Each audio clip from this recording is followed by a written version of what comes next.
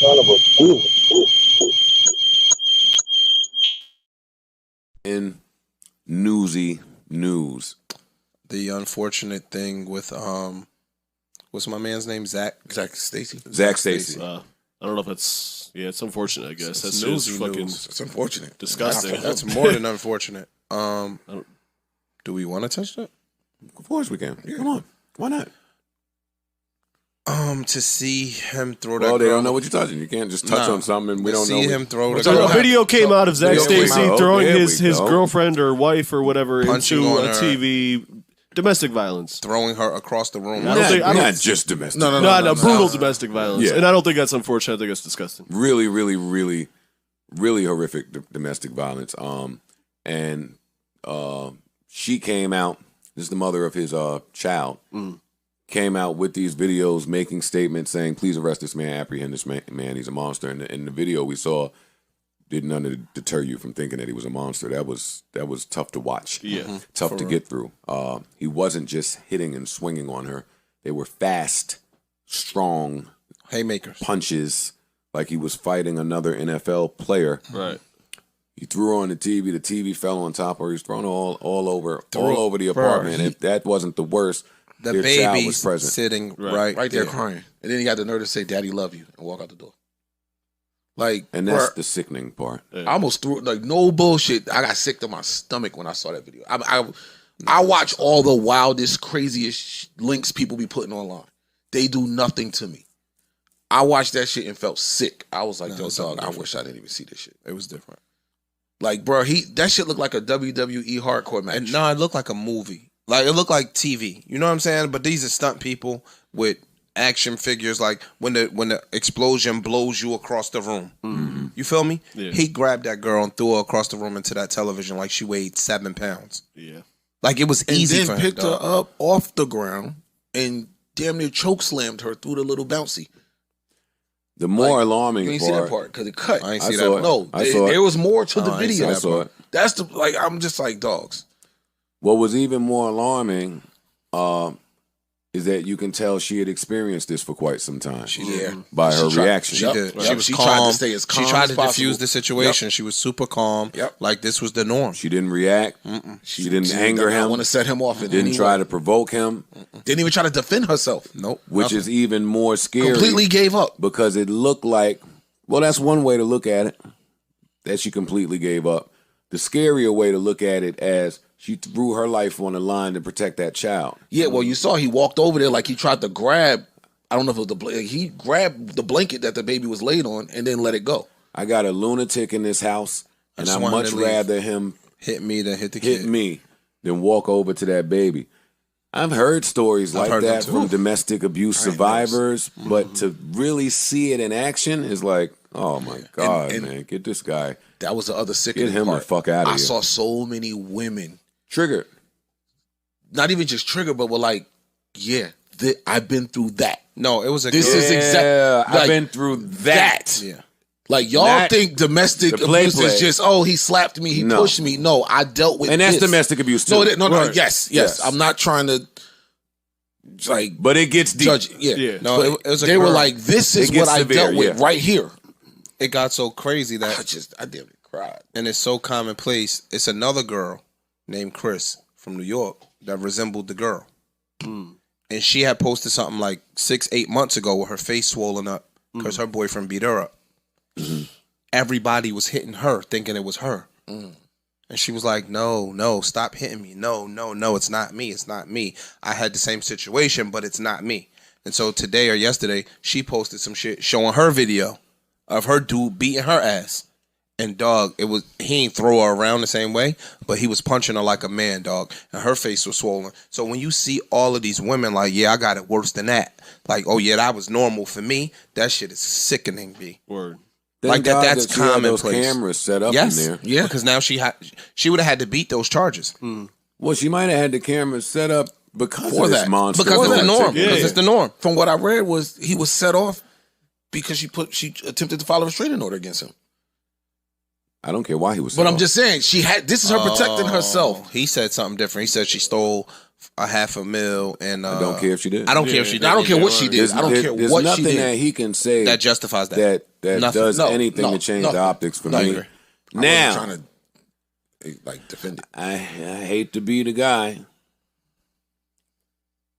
He's a monster and needs to be off the street. He's a danger to himself, his family, his child or children. Like, he is a danger. But that definitely looked like a CTE thing. Nah, I'm not doing that.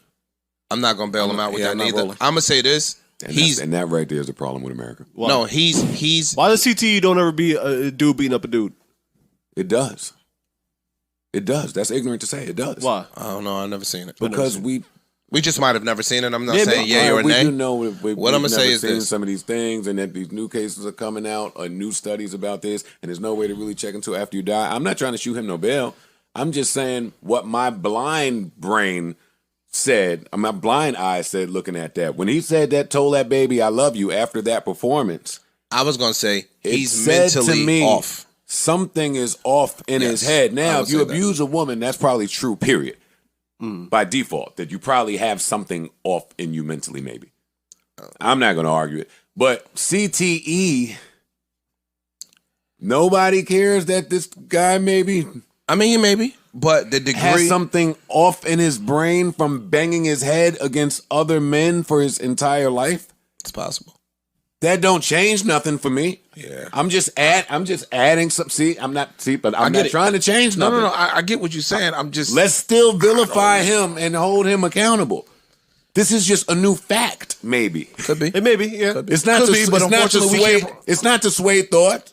I agree. I get what It's you're not to saying. add compassion for him after that monstrous video we saw. Unfortunately, it's just we can't another prove it. fact. Okay. Like you said, unfortunately, we can't prove it because they can't examine the brain and diagnose CTE until after you're dead. So that's a moot point. Like that does nothing. It says you, but when I watch them videos, and clearly after the Will Smith movie, more attention was paid to this. But when I see these videos of some of these ginormous athletes and the women that take a risk, nurturing them, loving them, investing and devoting their lives to them, who am I to say that our conversation about CTE wouldn't raise awareness for a woman that's dating a football high school player? Okay, fair enough. Yeah, Fair enough. yeah, I'm yeah, not- yeah. You No, saying yes, what I'm does it with you. change? I'm with you with that. But I'm let's with you not there. run away from conversation. We don't know who it might help. Right. You're absolutely It right. may not there. help him or them, It may help women. You're absolutely right. but if I stand women that corrected. are attracted to men who play these dangerous games with their bodies, And their brain. it's just their brains, yeah, and their correct. brain. It's just something else to keep in mind.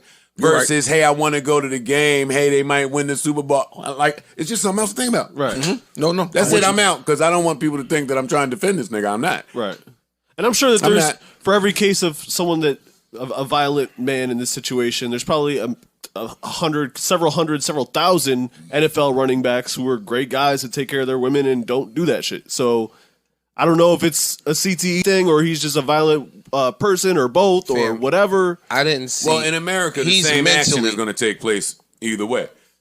Whether you got CTE and you fucked in the head or you just a fucked up individual, the same action, you're going to be Fair. locked in a room somewhere by yourself. So we don't need to figure it out.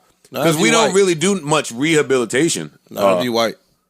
They just. Well, he's not white. I know. So he gone. But He's out here.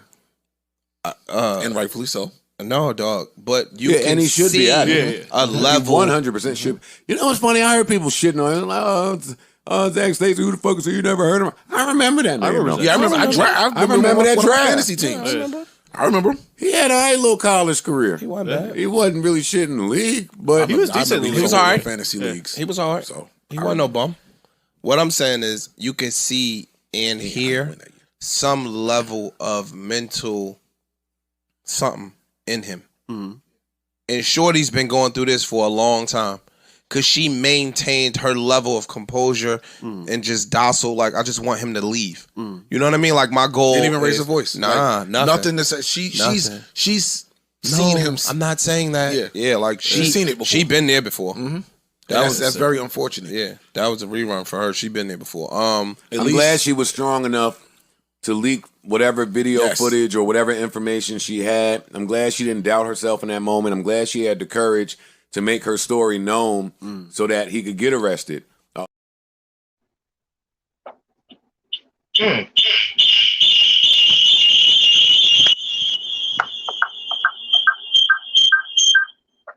I'm glad she had the courage. Huh, Joe? Glad she had the courage. Yeah, we're going to talk. We're going to talk in just a moment.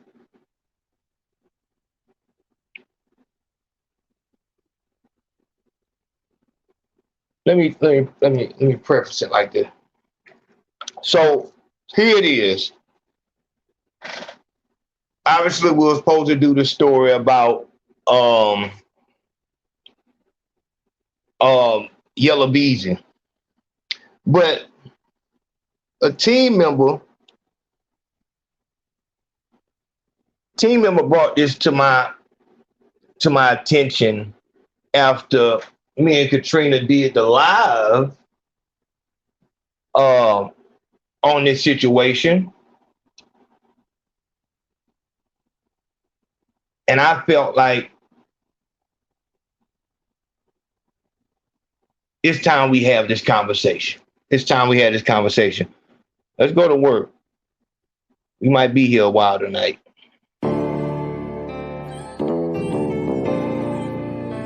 Louis on the beat.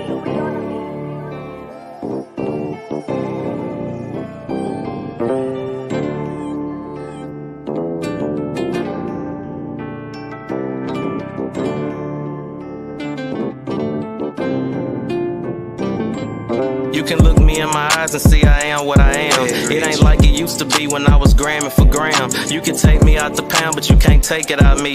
Had a load to move it to and made them weigh about 3. Let me dress it and make it neat and you can wait up the street. You get the bag, I get the cash, I dap you up and we leave. I see niggas serving niggas, they done told me with 12. Either you lied to get the lick or you be telling this well. Keep your word with me, everything with us will go swell. Bite your tongue before you lie, cause all this shit can go left.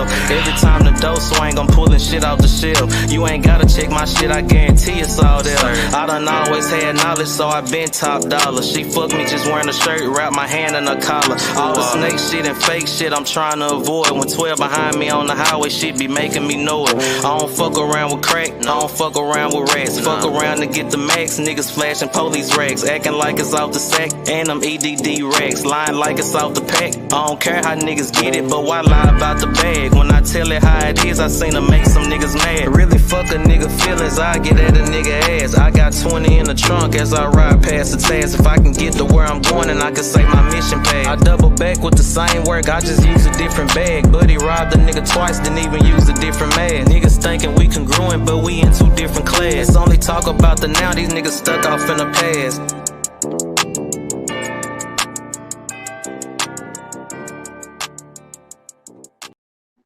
This nigga right here be saying it's a difference. It's just a difference. This nigga. Louis on the beat.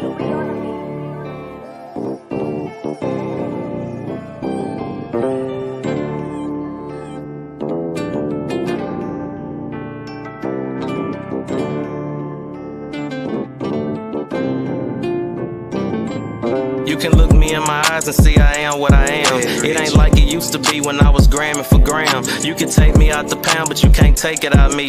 Had a load to move it to and made them weigh about 3. Let me dress it and make it neat and you can wait up the street. You get the bag, I get the cash, I dap you up and we leave.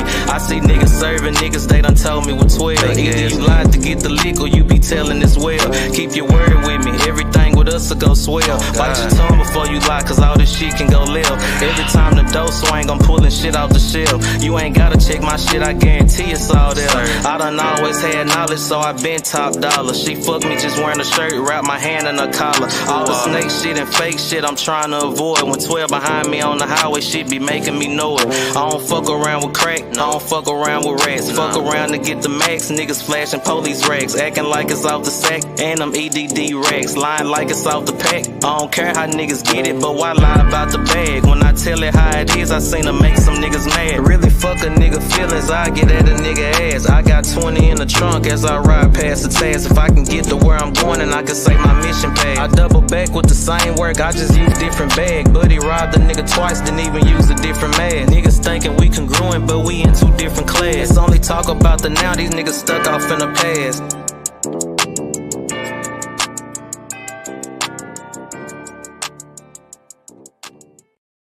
Just in case niggas confused, this is the nigga. That's Bag Rich School Op.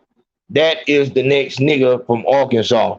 Like, it's just a difference, my nigga. It's just a fucking difference. And if you forgot who he was, this the other song he did. Hey, who the fuck you think you talking to, huh?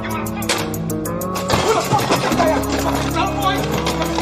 Dumb brother. You wanna go to war? Come on. You wanna go to war? We'll take you to war, okay?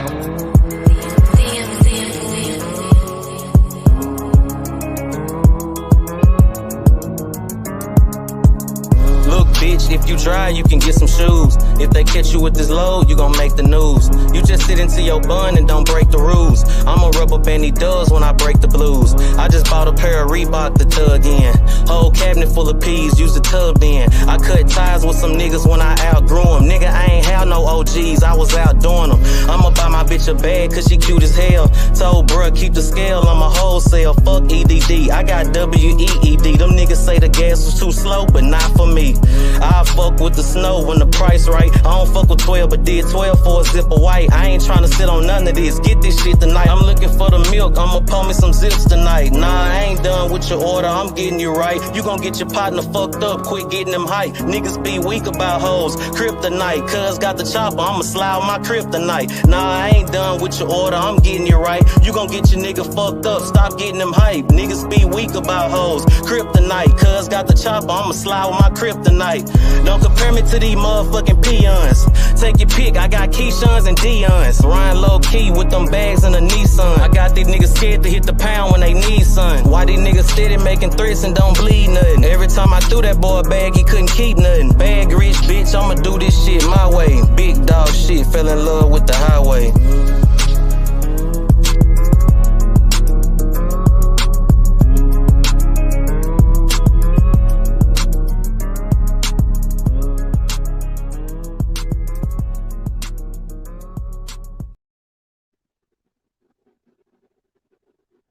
What the fuck? Hey, who the fuck you think you talking to, huh? Who the fuck you think I am? You fucking dumb boy? Dumb brother. You wanna go to war? Come on. You wanna go to war? We'll take you to war, okay?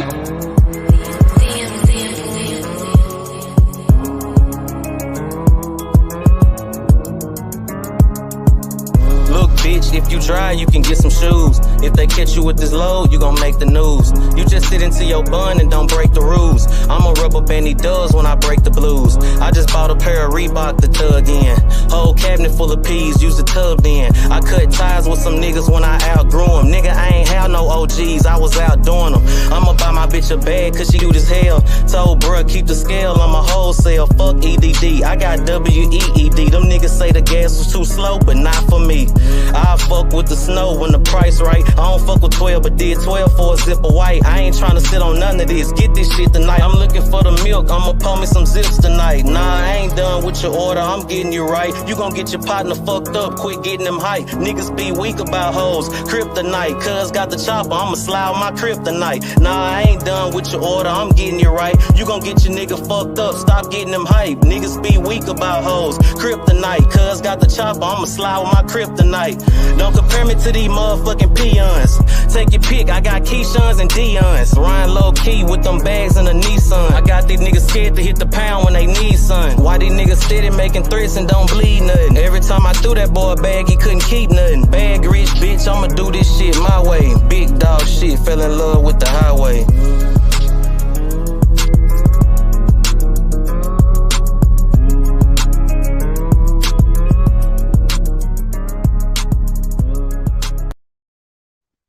His name is Bag Rich School Op.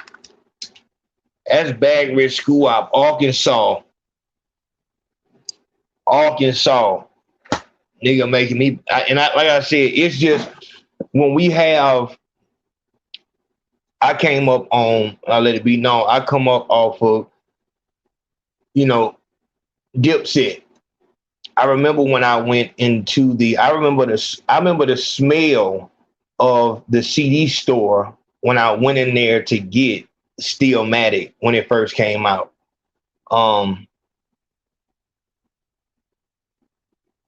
I listened to Stillmatic on a portable CD player. You know what I'm saying? Like that's how I first heard Ether. So I come from a different cloth. So when niggas is talking and, you know what I'm saying, actually having sense in they shit from whatever viewpoint they coming from, when niggas having sense with it, not just in that bitch freestyling, like I've told a lot of you niggas, that freestyle shit don't work for you. Stop letting your favorite rapper confuse you. But that's Bag Rich School Out. That nigga is next up, period, point blank. All right. Let's get to work. Let's get to work. Let's get to work. Okay. So. You ain't on yet. I said shake your head. Like, shake your head. You ready to come up? I don't know what that is. Oh, shit.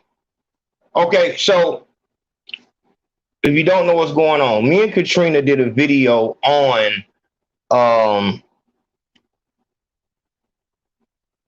Zachary Stacy.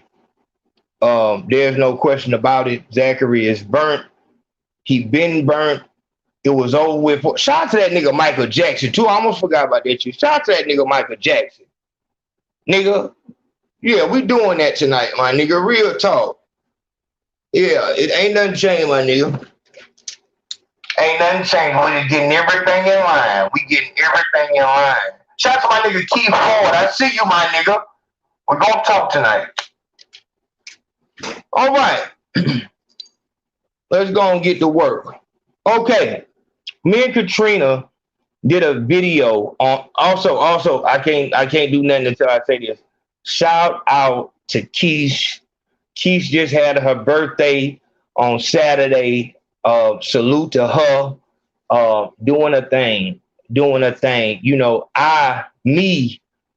this is why I have problems with this type of shit, because as I tell niggas, I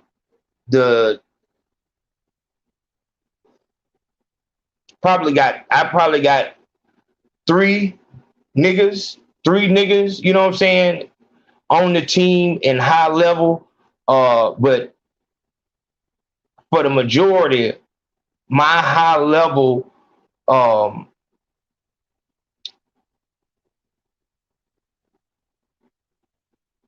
lieutenants, the people who keep this shit going, like I said, aside from, you know, three dudes, it's all women of color. I believe that when we have these type of issues that we're going to talk about tonight, once and for all, we're going to have this conversation about Anglo women, Tom Who women, you know, however you want to, you know, say it, women of the dominant society.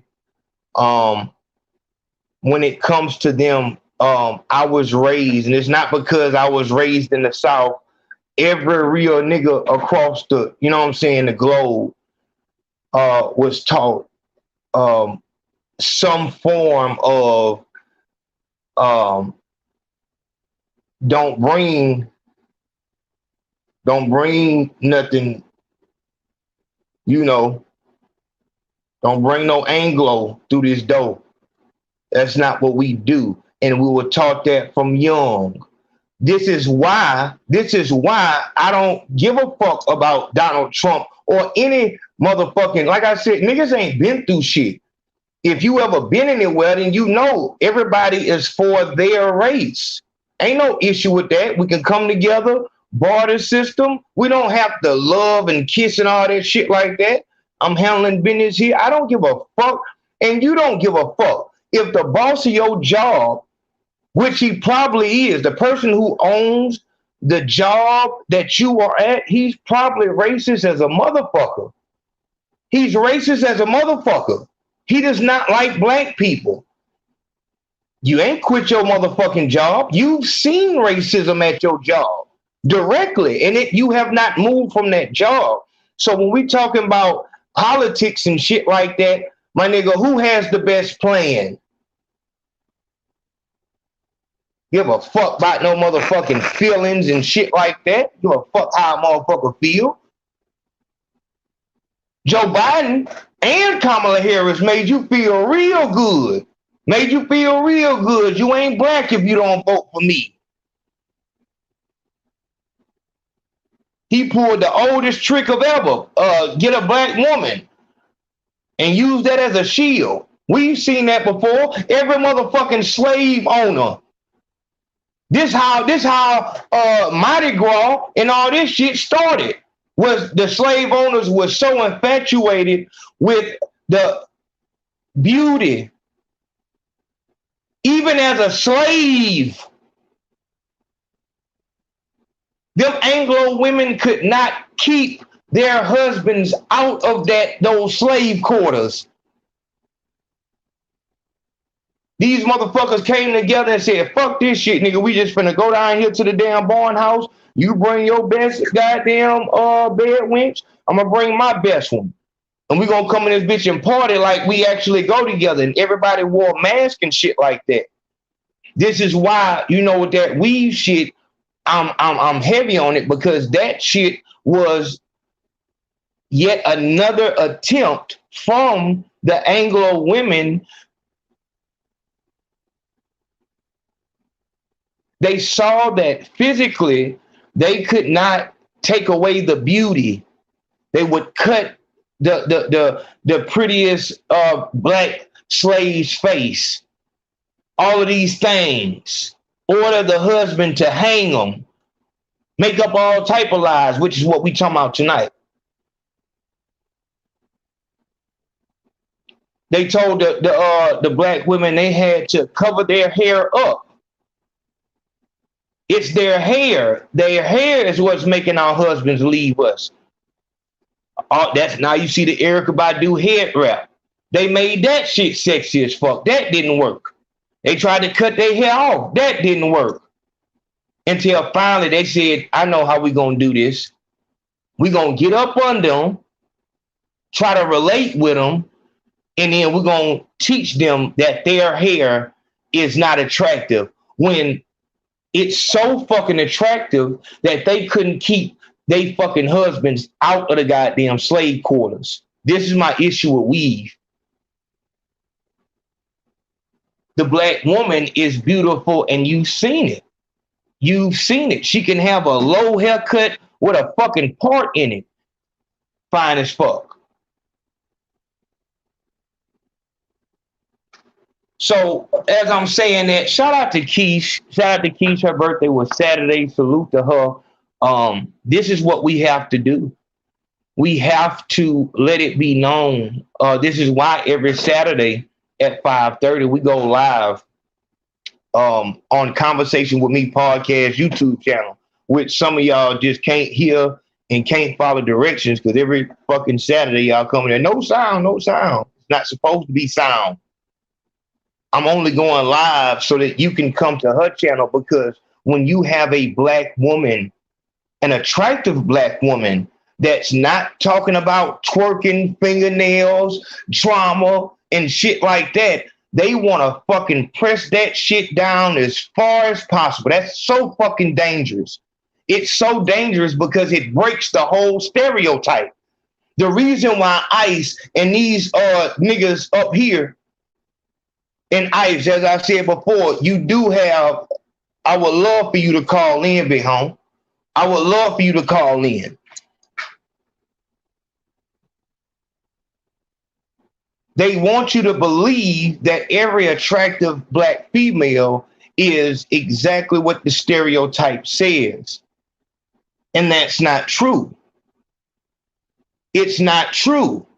But because they need that narrative to continue, when you get somebody like Katrina who's speaking I'm talking about real words that will actually help the young girls that are coming up. They cannot allow for that medicine to come into the mind of these young black girls. They need them to be poisoned with love and hip hop, social media, twerking, OnlyFans. That shit is everywhere. Every fucking where. You know, when we first started, my nigga, when we first started, I had ideas. It's not hard to know that if you're attractive, you can sell sex and it's gonna sell. So my idea was to, we were gonna do something that you would see what you wanted to see with her, and she was gonna talk her same points. She declined. See, this is the thing right here. This is the thing.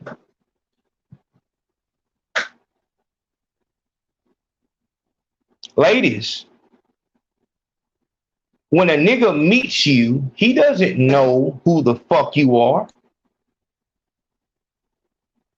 You can be all natural and you can be full of makeup and an IG model. Nigga don't really know you. And so when a nigga talk to you, he's seeing what's going on with you. As I said, a nab can imitate a good girl, but a good girl cannot imitate a nab.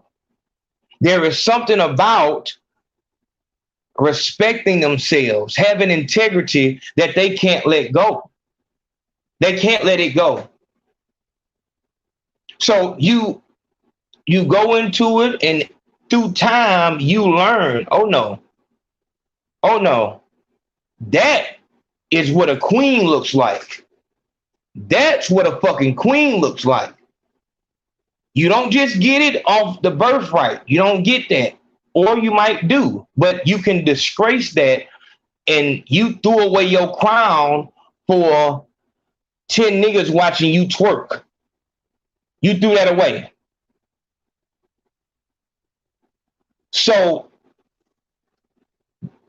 it was through time that I was able to see exactly who she was. I am, by trade, I'm a promoter. I'm a marketer. I build audiences. And so first thing, you got a girl who look good. Hey, let's do this right here. Nah, I can't do that.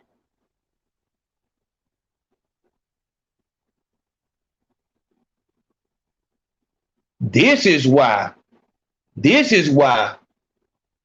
See, you will work to keep a black woman like that around you. You will work. Because it's like, man, I be motherfucked. This is not the normal everyday. And I knew from the fucking beginning that she was extremely important, because not only could she go places that I couldn't, but she is going to be the tip of the spear to break this mindset that you have to be what they tell you to be. We have to show respect to our women first. We must denounce those who try to destroy the good name of our women. We do that first. And that pulls me into what we have to speak about tonight. Joe Budden podcast. So Joe Budden, he lost his homeboys through whatever. He had a female show. They walked out on him and stuff like that. I can't lie. I'm gonna be honest. I did stop watching Joe Budden before Maul and Rory left. I did stop watching before that. But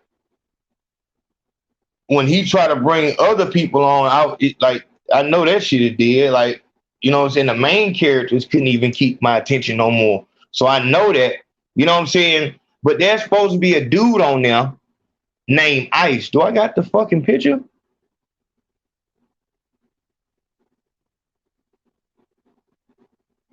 Yes, I do. I do have the picture. This dude right here.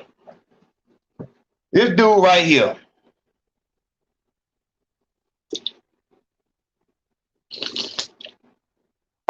This dude right here. I'm gonna make sure I handle my business before I, go crazy.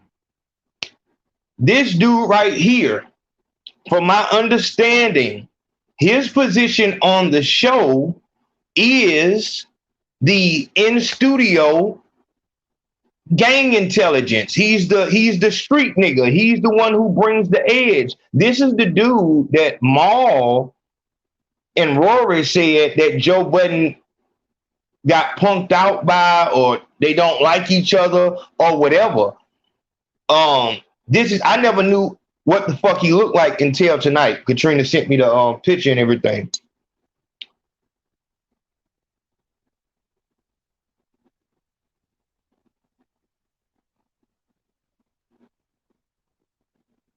When you are talking about a situation involving a black man and a white woman, this is the hypocrisy that I'm talking about. This is the hypocrisy that I'm talking about. It seems like everybody on the planet. See, I wasn't even trying to go see. It seems like everybody on the planet knows how to play chess. I have a story that we will be talking about this week. It might be the Thanksgiving episode. There's a white boy named Christopher Belter.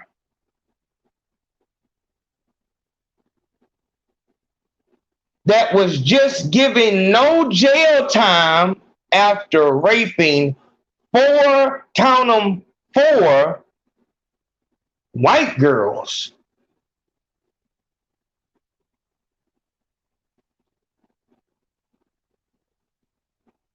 We're going to speak on that.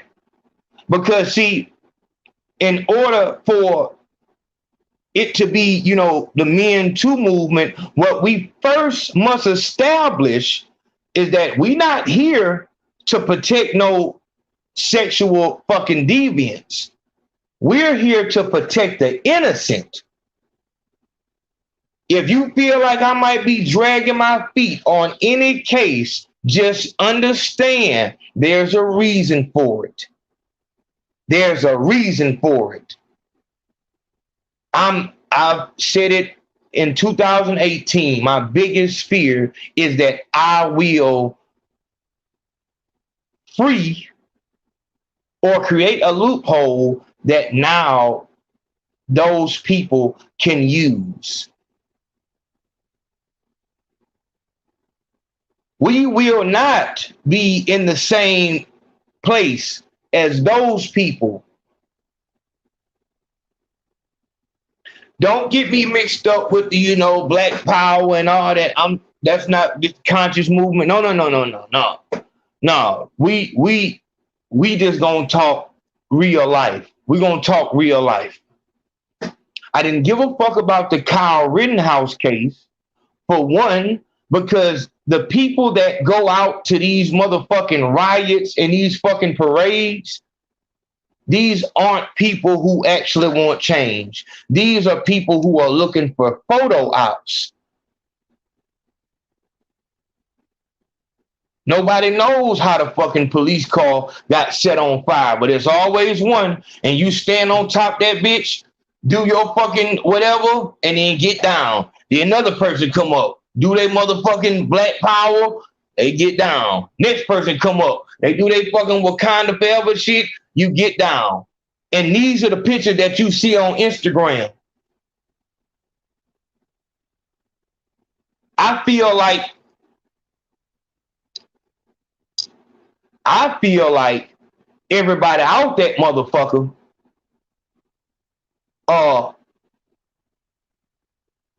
it has ulterior motives.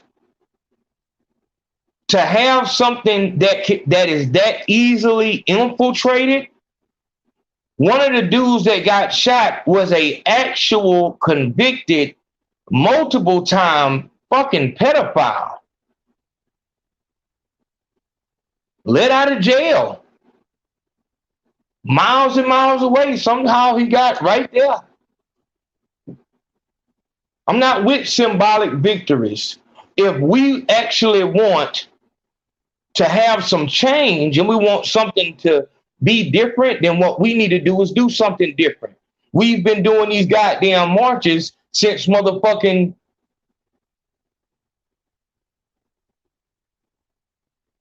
there's no doubt about it. These fucking marches are fun. They're fun. It's a way to prove that I don't like shit like that. I don't like when motherfuckers, I don't like when an organization has a easy way for a motherfucker to get in. I don't like that. If we truly want change, to me, it seems extremely simple. If we're all on the same page, I don't give a fuck we can protest about the Kyle Rittenhouse getting acquitted of all charges. But the protest needs to be everybody at the house not posting no black square on your fucking social media. That's too easy. Why don't we all pick?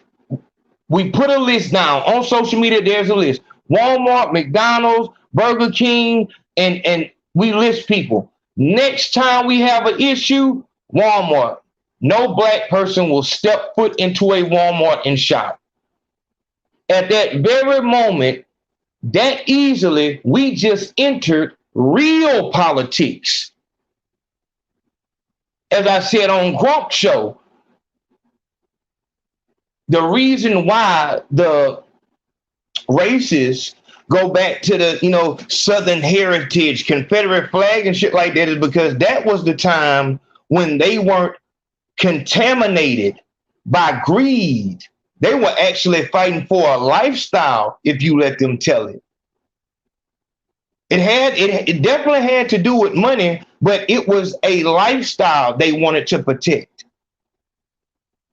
Now, it don't matter how racist a motherfucker is. This is my biggest motherfucking customer. We can turn these motherfuckers against each other off that alone. Boycott Walmart. Not the racist man that owned Walmart. He hollering at his people like, oh, now what? Hey, y'all need to handle that shit, my nigga. They goddamn boycott my shit, my nigga. Come on with that. Go on, goddamn. Hey, man. The needs of the goddamn minute outweigh the needs of the few. Go on, burn that goddamn white boy, man. These motherfuckers ain't shopping no more, man. I got issues all over the fucking nation. Y'all better handle that shit, man. I ain't sending nothing else to y'all motherfuckers. Y'all finna get me bam.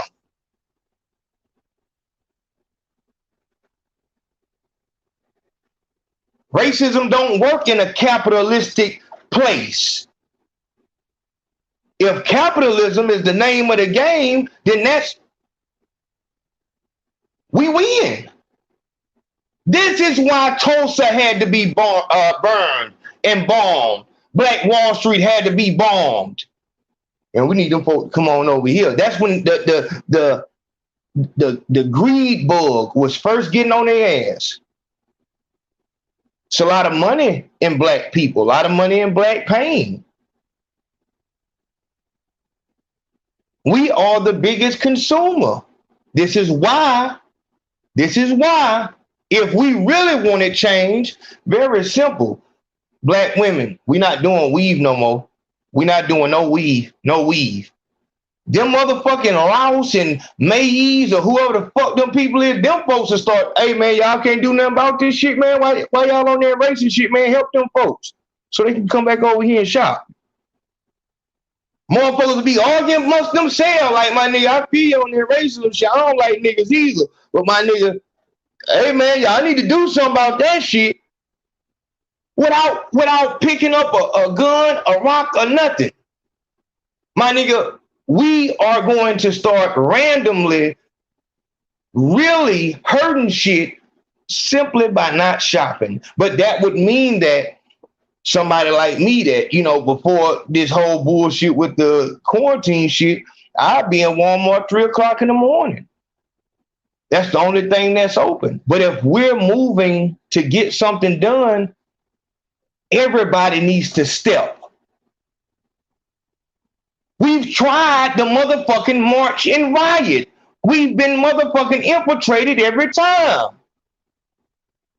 You telling me that you knew it was a goddamn pedophile out there? Fuck no. From the first goddamn protest, motherfucker was saying it was police officers with masks on, breaking windows and trying to make more damage and shit like that so they can actually enact the National Guard and shit like that. There's no way that we can work that to where nobody can infiltrate it. So it's very simple. As a black people, we no longer will shop at McDonald's. We no longer will shop. You saying that we not a big enough force out here to where we won't cause no problems? And if you know what? We gonna purposely go and drive to the black-owned store. But we got to be careful with that because then you know these motherfuckers will go and get a black person like Papa John's. Like Papa John's. They'll get a black person and stick him in front. So we have to be careful. But that's the talk that we need to have. These riots and protests is not working. I'm going to tell you something else. Like I said, man, the more and more I look at you, you people in this entertainment industry, especially the music industry, I'm starting to look at you with a more and more side eye. When Kyle was acquitted of all charges, it was some music page. I don't know if it was Street Juice, Cam Capone, I don't know who the fuck it was, but they put a picture on YouTube and said, "Not guilty," real big. Like, oh man, look at this white boy. He got off free, man. We need to do something. But the motherfucker that run that page ain't about none of that. They're not about none of that. They ain't about none of that shit. They ain't about none of that action about doing shit. But you want to put that out, man, y'all look at this shit. I don't like that. I don't like that. Because in my eyes, I can see and place that to a person. The person who come around, man, you won't believe what these niggas did, bro. They stepped over here, bro. Bro, them niggas goddamn coming over there bit with blue rags and everything, bro. This shit crazy. What you did? Oh shit, I had came back and got y'all.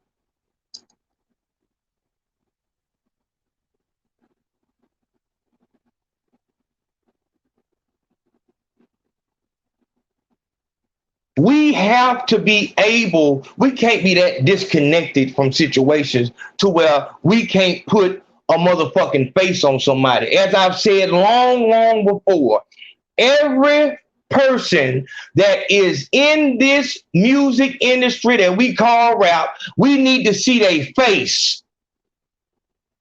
They need to let it be known who is paying them, because that's what time it is. Or, man, that's tripping, man. It ain't that serious. Okay, well, when the next nigga get killed, don't holler. Don't holler. Don't, man, this is bullshit, man. Man, this is crazy. How long, dog? We've heard this shit before.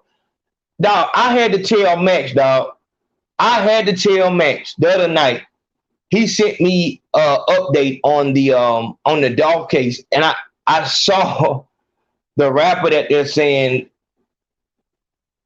and I'm off that situation. Nobody sent me nothing else about the Dolph shit. I don't want to see none of that. Really don't give a fuck about no rapper dying. Me and Mello Jones, we are getting this rap trap book finished up. I don't give a fuck about any more rap trap situations. The rap trap is set. You look at Mo3, you look at Dolph, it's the same situation. The exact person who you thought did it. It was a rapper under their label. The rapper had a video. It's all the same shit. It's the same. And soon as they die, you got Trap Boy Freddy dissing Mo3. You got Soulja Boy dissing Dolph. It's the same shit. And I don't like that because it makes me feel like I'm in a simulation. You know, I start thinking a little bit too deep. I'm like, yo, I'm good on that. Told Katrina, man, I might have to goddamn take down this motherfucking goddamn social media. I'm not finna keep looking at this same shit. I'm not finna keep seeing the same shit. It makes me feel like I'm in a goddamn simulation. Don't holler at me about no motherfucker getting killed by no goddamn police. Don't holler at me about nobody getting fucked over by the police. Is you ready to do something?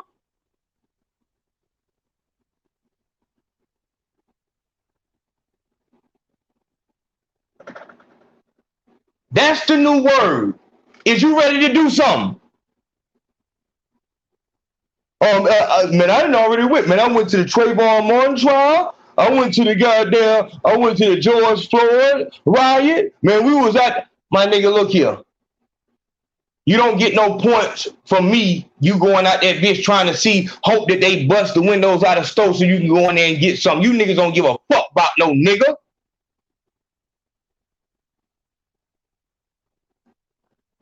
You motherfuckers is the same motherfuckers who just as soon as some shit go off, I'm not finna talk about that shit. Nobody ain't ready to move? All good. I'm on my men too shit. Miss me with all that goddamn play shit because you not ready to do shit. Shout out to my nigga Golden Child. Shout out to my nigga Golden Child. Chicago. That's what the fuck. Go listen to Golden Child Subliminal. Tell them that I sent you over there. That's the shit I'm on. Nikki D from the Sleepers for the Rich Gun Club. That's the shit I'm on. The problem is, you niggas will be outraged for a moment. Oh, it's a book. You'll do all this shit and act like you mad. You'll go live and just shed a tear, act like you mad. My nigga, you ain't made no move, my nigga. You ain't made no move, my nigga. You ain't made not the first motherfucking move. You going down this, you rap niggas going down this bitch taking pictures on burning cars and trying to get an aerial scene and saying, no, we need to shoot that again. That don't look good. I'm not with this fake ass shit, my nigga. Katrina said that shit on this episode right here. On Conversation Me Part, like, nigga not on that goddamn fake ass shit, man.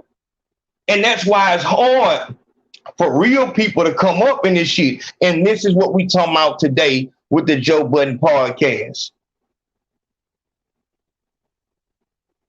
Miss me with it. And so this, I'm telling you now, don't send me no more nothing about no rapper getting killed or getting caught up in a rap trap. Man, you know, Casanova, I don't give a fuck. I don't give a fuck about none of that shit. The book is coming out. There it is. I'm not, that to me, that's whole shit. I'm being for real with you, my nigga. To me, that's whole shit. That's whole shit.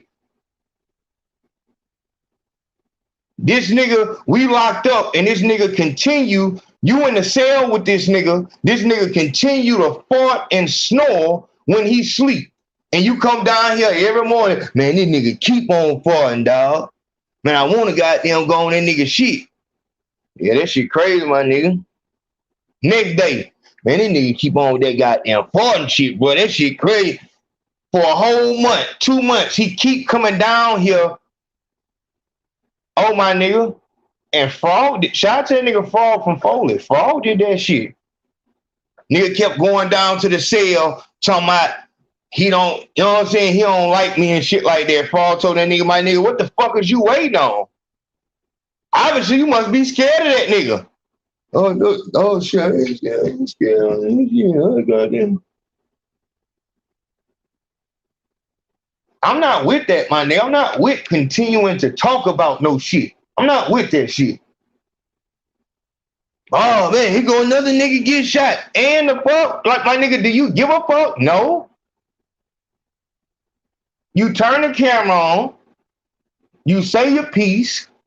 You be who you think they want you to be. And then you get off. You don't give a fuck. That shit don't fucking do shit to you.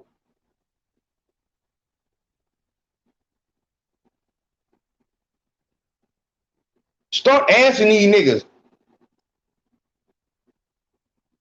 what you finna do?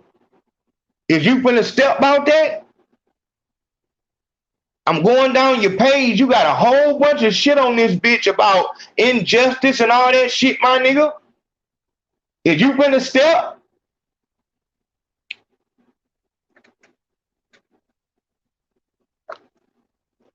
internet niggas, my nigga. Internet niggas. So, this brings me to the Joe Budden podcast. Now, I was rooting for Joe Budden. I was rooting for Joe Budden because mood music. The nigga's a good rapper. I love good music. Rap niggas do not take that personal. Like, that don't mean that you send me your shit and say, man, I just know you like good music. If you don't have the dog, I left the goddamn feedback fee at $50 fucking. You don't have any excuse. If you can't do that, my nigga, do not contact me. I don't want to hear your fucking music. Nobody does. You can't see that, my nigga? Like, nobody's listening to you. Put money behind your shit and some will change. If you're not willing to put money behind your career, my nigga, go get your fucking CDL. But Joe Budden was rooting for him.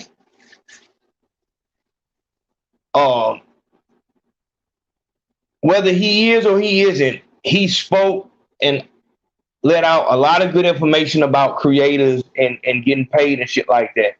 So, nigga, with that, when those girls left, what the fuck is the name of their show? At the end of the day, or over this girl, let me tell you, whatever the fuck the name was, they left. I'm like, see how motherfuckers do? They'll get their numbers up off you, then they gone. So I'm with them. I'm with them. No real issue. But then me and Katrina do this live right here. We do this live. We got a lot of good stuff out. The live was about the football player that was set up by his Anglo girlfriend. The reason why Zack Stacy gets no support and love is because he thought he knew better than everybody by going over to that side. So you can't go to that side of the fence and then scream back over this side. Hey, y'all, help my nigga, that did be crazy as fuck, my nigga. No, be home. No, be home. You one of them niggas. You one of them niggas. Yeah, man, I don't really date black girls like that, man. I don't really date black girls, man. It just be too much.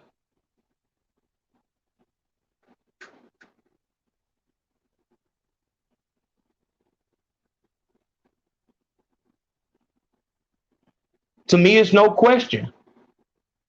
To me, it's no question. To me, it's no question. If you don't like black girls, this is the reason why you don't like black girls. This is the reason why. Right here.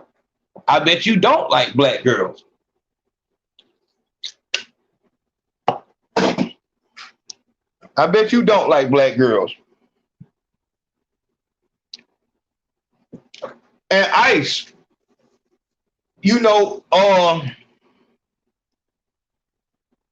as I said, I gave you an extra day to, come on in and let's speak on it or whatever. I don't want no trouble. I don't want no trouble or nothing like that. I'm pointing out something that went on. my nigga, you got on that show and said that when you saw the video, you almost threw up.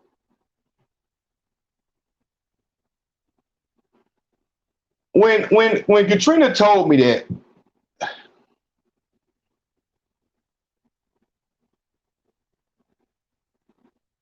I guess I ain't think nothing of it, but she said, she prefaced it by saying, this nigga is the street animal. This is probably this is the closest thing to a gangster that they have on that show. So this is our problem. This is our problem. We're disconnected from those of us that are across, you know, when we see them on video. Joe Budden, you a whole nother story. You a whole nother story, my nigga. And my main thing about all this is this right here. We are the only fucking people.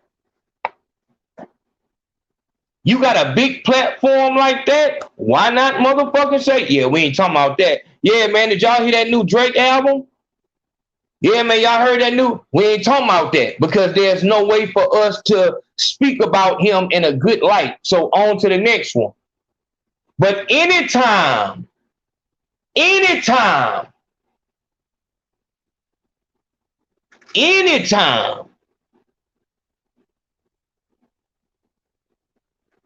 we see a nigga and his victim is an Anglo woman, we need to give him the benefit of the doubt.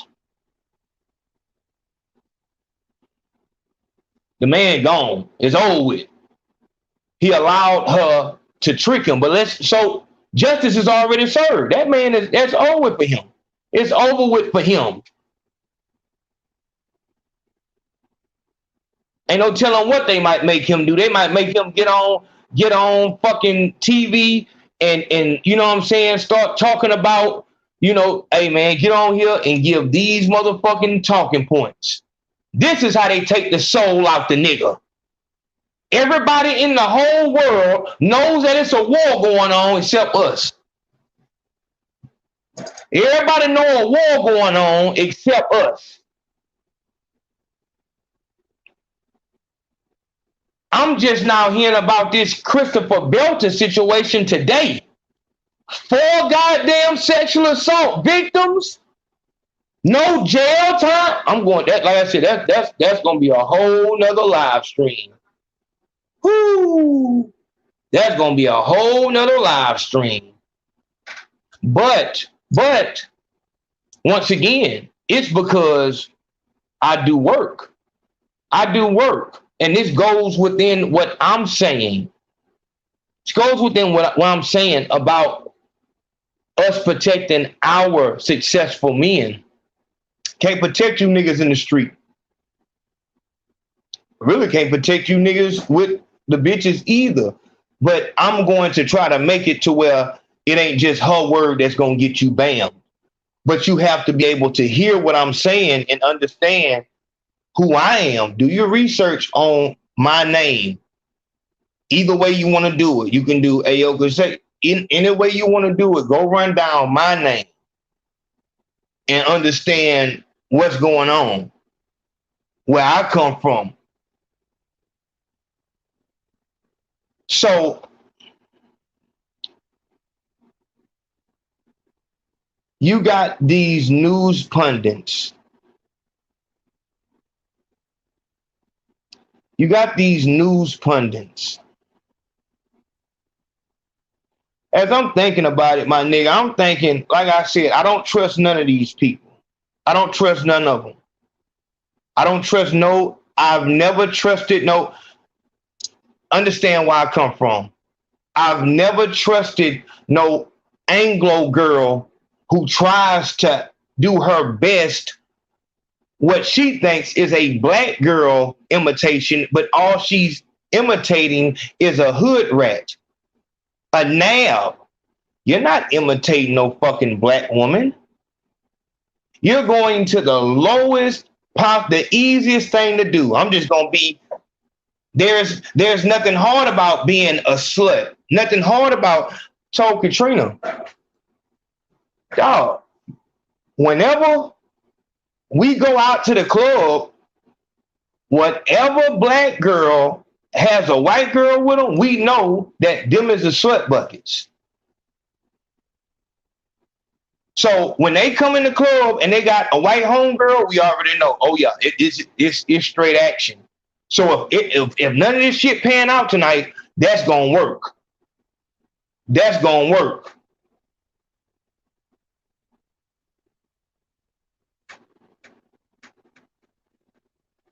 So whenever I'm trying to tell you that when I'm looking at No Jumper, Vlad, DJ Small, so on and so forth, any of these Cam Capone, any of these motherfuckers, I don't like the fact that what they bring up is motherfucking black problems, black issues, and try to sprinkle in a little justice. And everyone's cool, man. I don't believe everyone's cool, man. And for you niggas who have been so motherfucking submerged in the brainwashing that you choose to make these motherfuckers bigger than everybody to where we don't have no fucking power.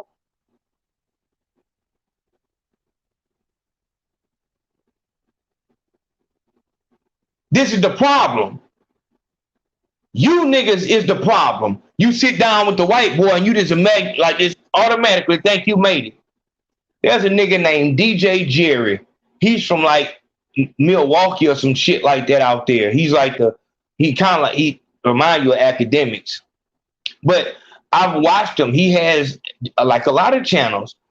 Got all the, you know, the setup and everything is professional, but numbers just can't go up. He's doing good interviews, doing the same thing, if not better, than these motherfuckers. But we can't come up. I don't want to hear about no motherfucking shit. I don't want to hear about shit. Don't say nothing about it, man. It's fucked up. He got shot, man. Freddie Gray, Mike Brown, my nigga. The judicial system, Robert Jones, 24 years, found innocent. Why is it that we have to go to prison to understand who the real enemy is? Prosecutor, DA, judge, probation officer. This, as I told Grump the other night, this is why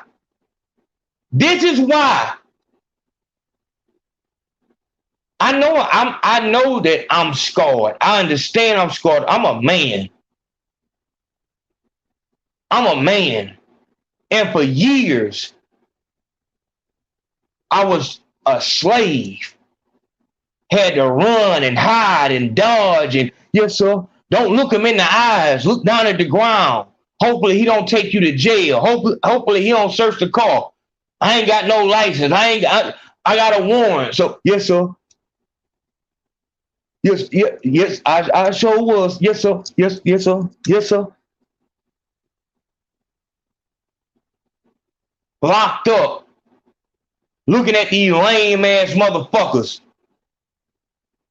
Lame as fuck.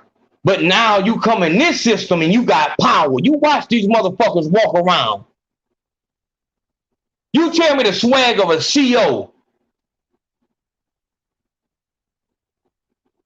in the real world. Motherfuckers meek than a motherfucker, don't know what to do. They need to get back to where they can be boss. They can be somebody. They can call the fucking shots. That's the problem with you niggas.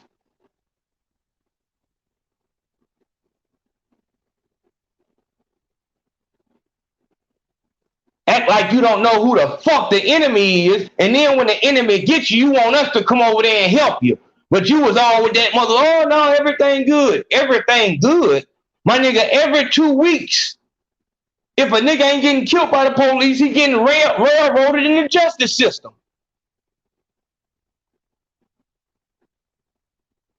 I don't want to hear about no nigga being wrongfully. I don't want to hear about none of that shit. This is why I said a crime fast. No more crime. So that we can trust the people that we see. It's not easy to get clean. It's not easy to get clean. When that addiction got hold of you, it got hold of you. But if that's what level you on, stay on that level. Don't try to incite nobody else to goddamn, man, it's fucked up, look what they did.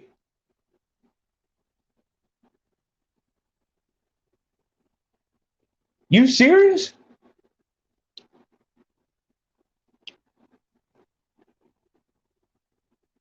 Hold on.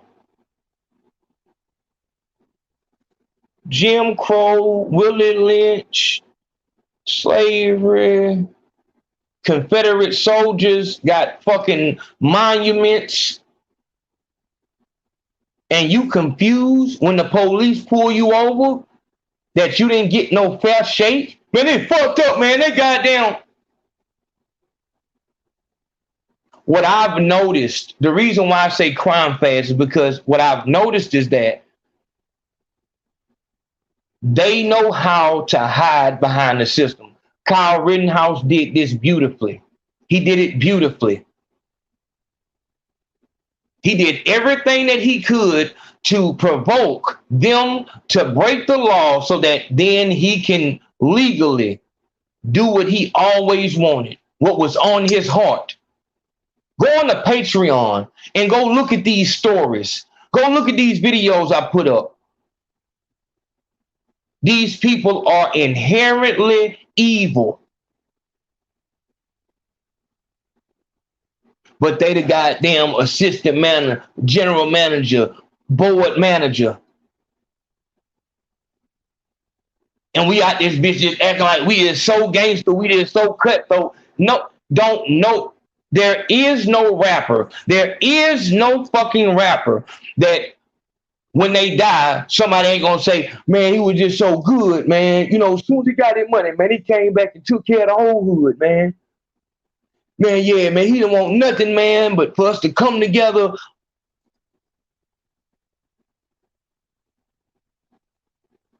You talking about the nigga that made the song Dead Bitches? Yeah, man, that would.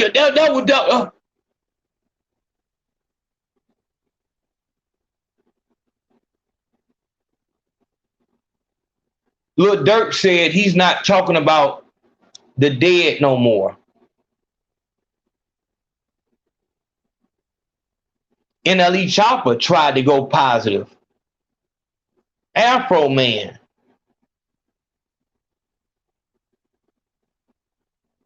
We can't make no money in their system doing anything positive for us. This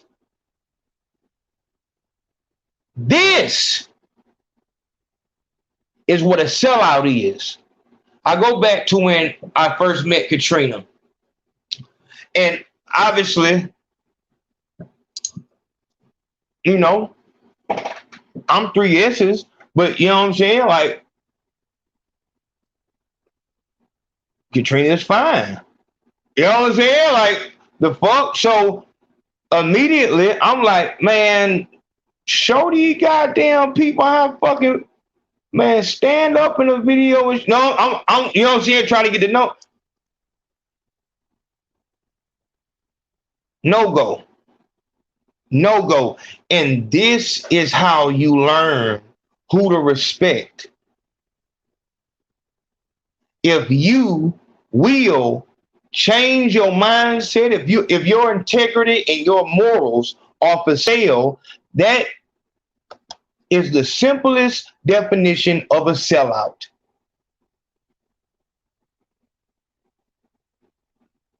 If your morality and your integrity is for sale, that is what makes you a sellout.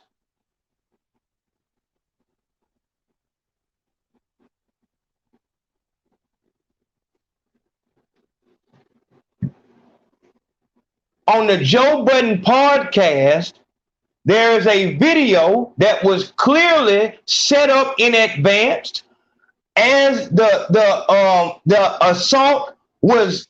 There was no difference in that and what Kyle Rittenhouse did. No difference in what Kyle Rittenhouse did. Whether she hit him for $500K and gave him a STD that he can't get rid of because that's what she looks like. That's what she looks like.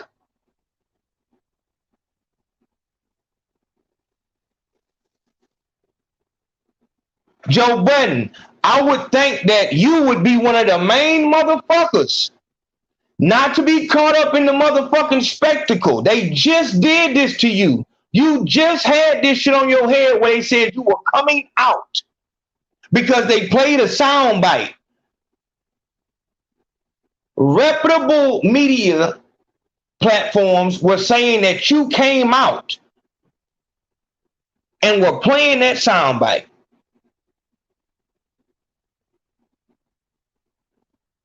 How blinded we are. How blinded we are.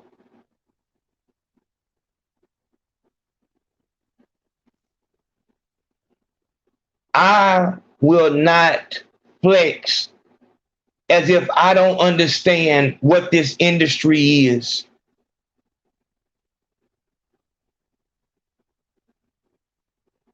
I can make this whole show about Katrina. Me, my job is marketing, promotion. This is what I do. I started promoting rappers at 25, managing, promoting unorthodox promotion that actually works. This is what I do. This is what I get paid to do. This is what my LLC is for. This is what I'm known for. I just come and talk on the internet sometimes. With my business mind, I said very simple. Attractive girl, be sexy, views. Very simple. And she chose to go around the long way. That's integrity. This game, you get in this game right here.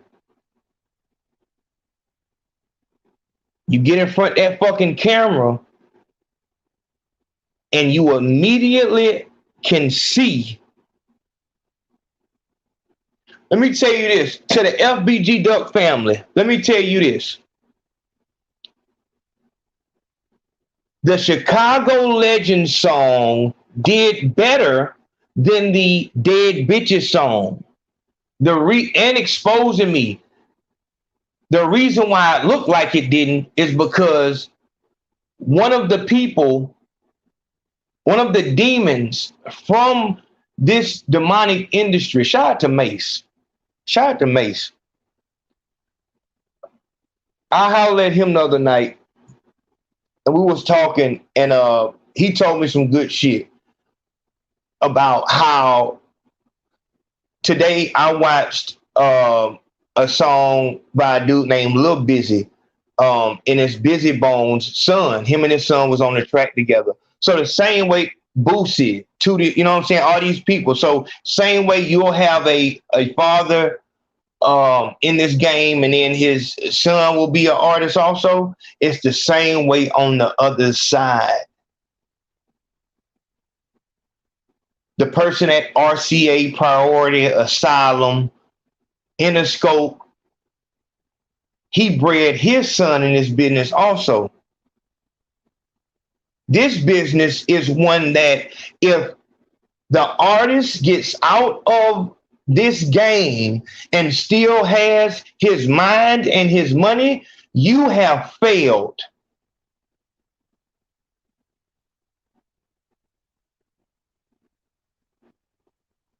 On the executive side,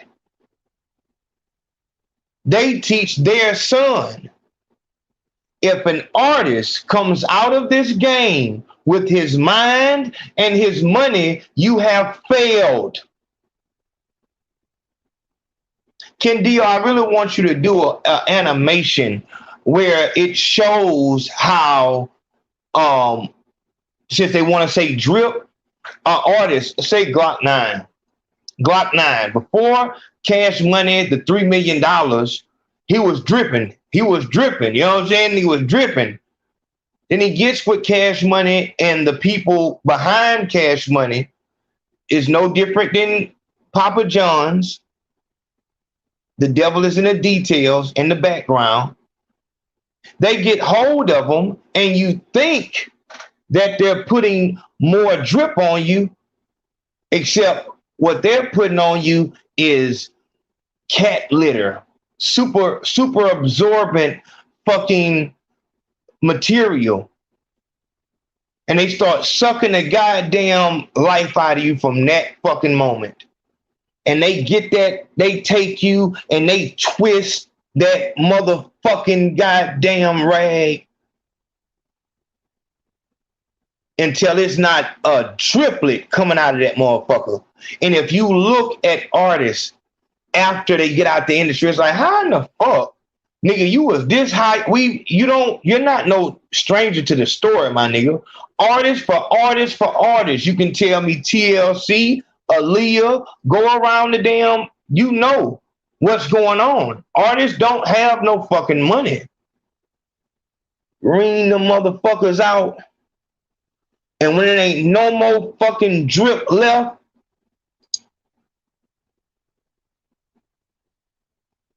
Redman came to Def Jam at a time where them motherfuckers was losing, was damn near finna have to get bought by another label.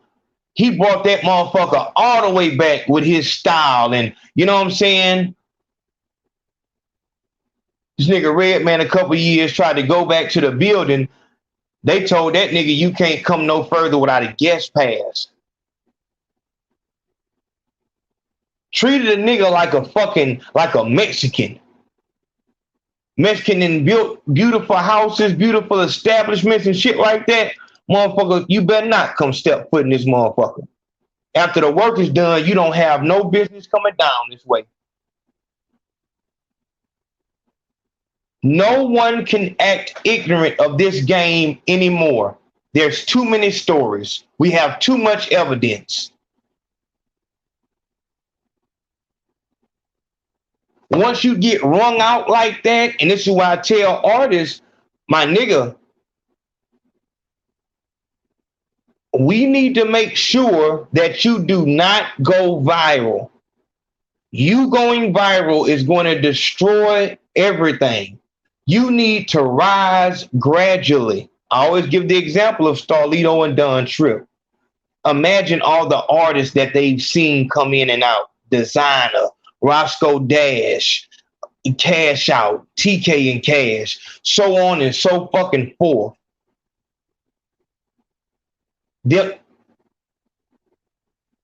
It's sad because an artist would be like, oh man, that's fucking whoever the fuck.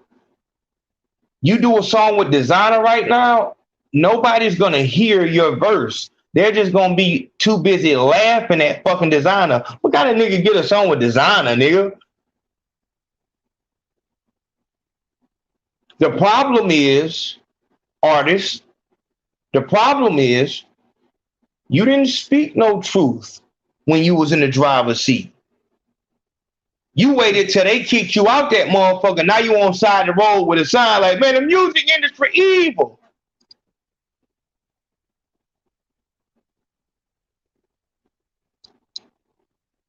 The music industry is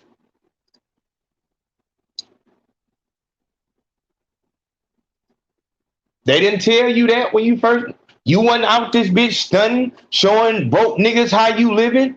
You fuck niggas can never live like this. As soon as they gave you a couple coins, you didn't hear about the industry before you got in, so you was just dumb to it. Lil Nas X is a very good example of what it takes to be successful. Tekashi 6ix9ine, the baby. If you're not willing to go against who you are and become a character, this ain't the game for you. This is why when I work with artists, I'm not giving you no motherfucking electrifying bullshit. There is no secret code. You're going to have to work extremely hard to get a little bit. But little by little, as long as you stay consistent, you will climb. This is why you hire me, because I will guide you through it. All right, right there, do this right here, and I can guide you. But when you just out this bitch hoping that you trying to make something go viral on TikTok, do you know who Pop Hunter is? What about DG Yola? Spot him, got him. What about that nigga? You were not fast enough. You were not hard. I'm gonna find you, nigga. That nigga. When people know your song and not your name, it's over with for you.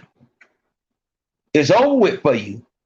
You can talk about those old days about longevity. Tell me within the last 2 years who's came in this game and actually stayed.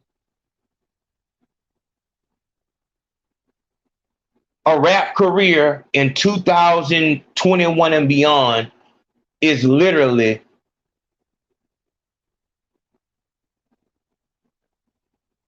two weeks to a month. The song that you went viral for, your whole album isn't full of that. Even if it is, they'll say, "Oh, we tired of that." Because you slapped them in the face, because everybody it was everywhere. You didn't build with nobody. Like I said, a lot of you artists, you just have a warped image of what this game is. Same thing with you podcasters. For some reason, you think that people are going to listen to your show because it's you. My nigga, don't nobody want to hear you talk. Nobody wants to hear you rap. You have to build slowly. You're not going to get any money for you rappers. I'm getting paid for my shit. Tell me how that's working out for you.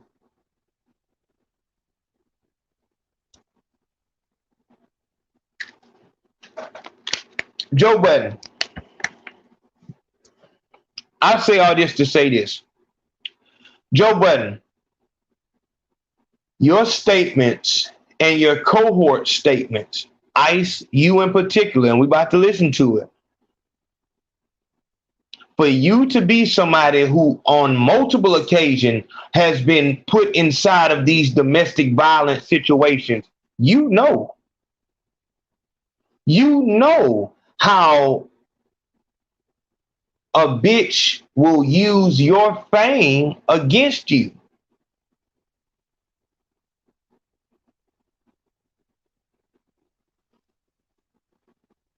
Contrary to popular belief, fame is a very fickle thing. Extremely fickle.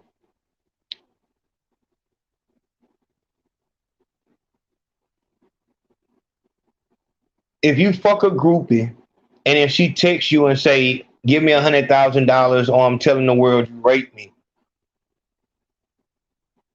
there wouldn't be a PR person and you rolling. Let's say you was in Fetty Wap position when he was at his height. There is not going to be a PR person that is worth his salt that's going to tell you, "Man, fuck that shit, nigga." Niggas going to tell you, "Send that bitch that money. Handle it like this. Send her the money. Don't fuck with them type of people anymore." Because that accusation on its own will take a life. Nobody's going to look back and say, "Hey, whatever happened to that case? Why ain't he locked up?" Nobody gives a fuck. You're the dude who raped somebody. And that's how they're going to see you. Just as soon as we saw Joe Budden comes out, immediately you start looking at him like, yeah, you know what? I can see that nigga actually being like that. That would explain a lot of shit. Then you watch the clip, like, oh man, what the fuck? Sound bad, Joe. It look bad and it sound bad. It look bad and it sound bad, Joe.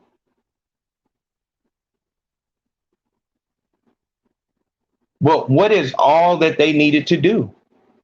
What's the one thing that a motherfucker should have did before they passed judgment? They should have went into it trying to say, no, that's not the case. They should be going in trying to defend you, not trying to defame you.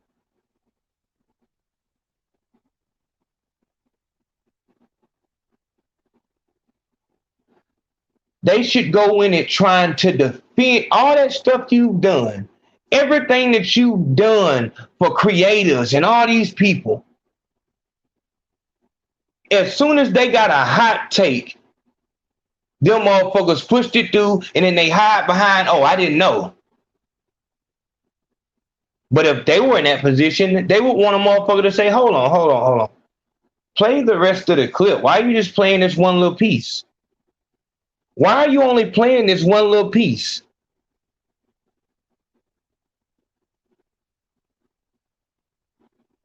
But instead of trying to defend you, they're trying to defame you. Yeah, you know what? I could see that. I definitely could see that. So now they're looking at it with an eye of, yep, that's how he is.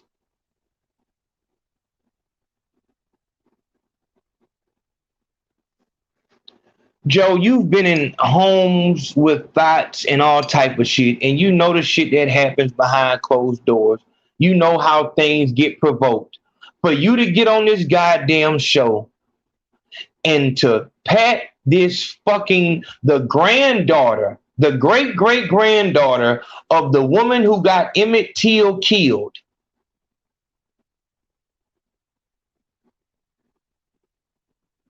You come in the door just patting on courage. She's so brave and all these fucking words.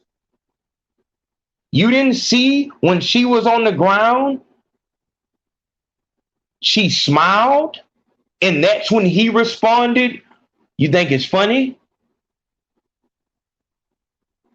You didn't think to ask what happened before this video started. Is that how things work, Joe? Is that how things work? Action just comes out of nowhere. There's no reason for it. And you're backing up the claim of him just being a fucking black animal. Is that a survival technique? Is that a defense mechanism? You feel like if I throw this nigga under the bus, they won't goddamn look at me like I beat women no more?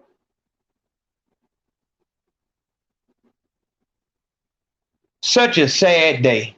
It's such a sad day because even as far as we've come from the plantation and we've always had these motherfuckers, this is why Harriet Tubman had to take that motherfucking role of, if this nigga ain't ready, we gonna kill him. The nigga's already dead.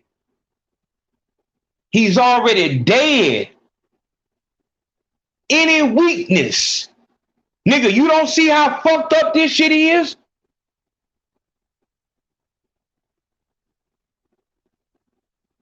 Oh yeah, because he was going for the baby. Are you fucking serious? Are you fucking serious?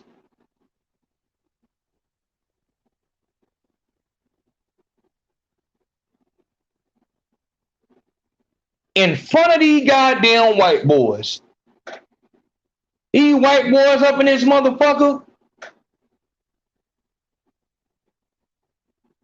Niggas. Let me holler at y'all. No longer do we go and talk to white men and down black men. If we're talking to a white man, we have nothing but good things to say about black men. If you have something bad to say, you say it behind the scenes. From this point forward, you talking negative, you letting a goddamn white man get you to down a nigga. When this, I'm talking about at any point in time, just as soon as these people say, you know what, we hitting the button, fuck it. We starting slavery back up. Anybody who go against it, we're gonna kill you on sight. You think Parks and the rest of them white boys in there, you're gonna say, man, I'm standing with my people, man. Fuck that shit, it's my homeboy. You didn't see niggas fold, Joe. You didn't see what happened when the presser started. I look at that shit on some cool shit, Joe. So I'm coming for you in just a moment. But for you, Joe, the one who runs the show, listening to you, she's so brave. She's so Joe, why is it that you so off camera you will say, man, you know what, I want to know how the video started. Man, you know what, I want to know, man, did she laugh? Man, I want to know what she did. God damn, she must have did some crazy shit to that nigga. You will say that behind closed doors, but the camera come on, she's just so brave. And you'll be the same motherfucker who talks about a Karen. See, I'm not with that symbolic victory bullshit. I don't give a fuck about no motherfucker saying no shit about no goddamn Karen. See, we're getting them back too. She's a Karen.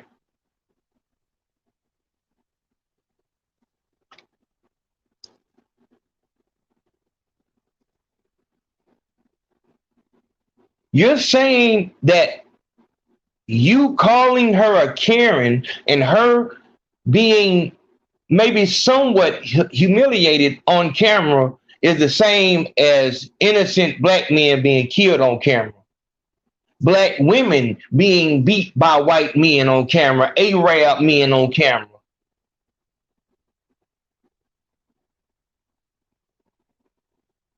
Joe, I don't remember hearing you say nothing about all these other cases. What about the black woman in Texas that got beat up by that white boy?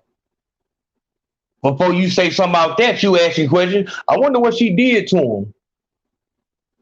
But when it's a white girl, oh yeah. Oh, man, it was like a movie, man. He was throwing her around, man. She just so brave, man. She kept calm. She didn't let her fear get to her, and she stayed and she made sure she was thinking in her mind, I gotta save my child. It's not about me right now. You can hit me and everything, but just don't go to my child.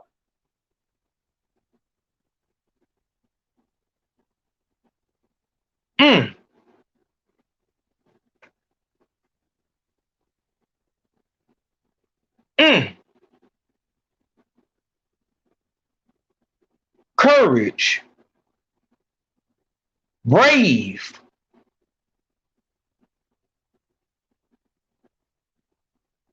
Joe, what was they saying about the women that you supposedly beat up?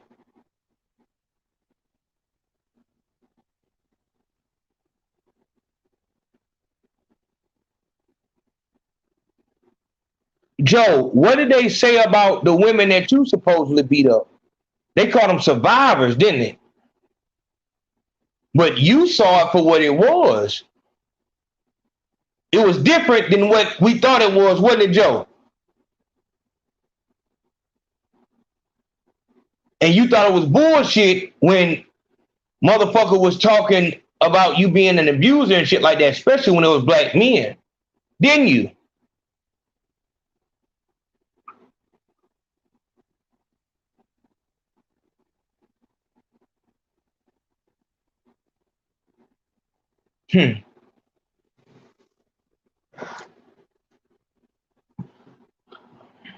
This game will turn you into a whole nother person because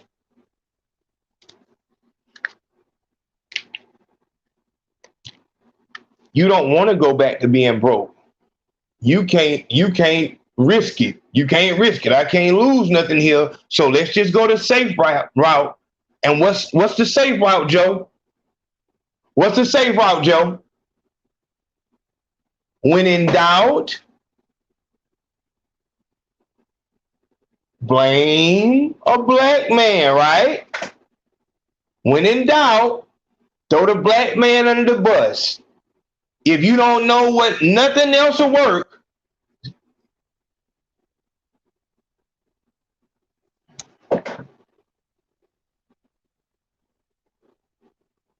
Get away from now.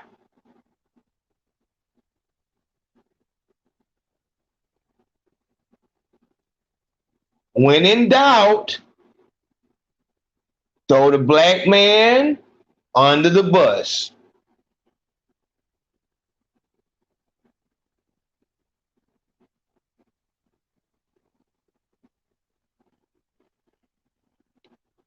Joe, I know it's scary to be at a level and be scared to go down because you know how people are going to do you. They're going to do you exactly how they did the baby. He made a stand. And immediately the people were saying that he was going to be working at Burger King.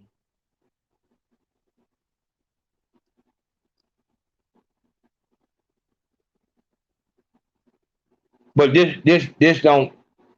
I can't allow this to be excused because you've been through this. First question, what did she do? First question, what did she do? Because as a black man that's been in situation where you were called an abuser, you had a reason. There was a reason. And if the public knew those reasons, they may sympathize with you, wouldn't they, Joe? First question, what did she do? You know what's crazy about this is we just had a situation where hold on, let's just look right there. Hold on. We just had a situation where a woman stabbed a football player. She stabbed him in the chest, almost killed him. And everybody said, man, he must have been cheating or something, man. Let's listen to what you said. You ain't on yet. In newsy news, The unfortunate thing with what's my man's name? Zack Stacy. Zack Stacy. I don't know if it's unfortunate, I guess. That's newsy just fucking news. It's unfortunate. disgusting. That's more than unfortunate. Do we want to touch that? Of course we can. Yeah. Come on. Why not?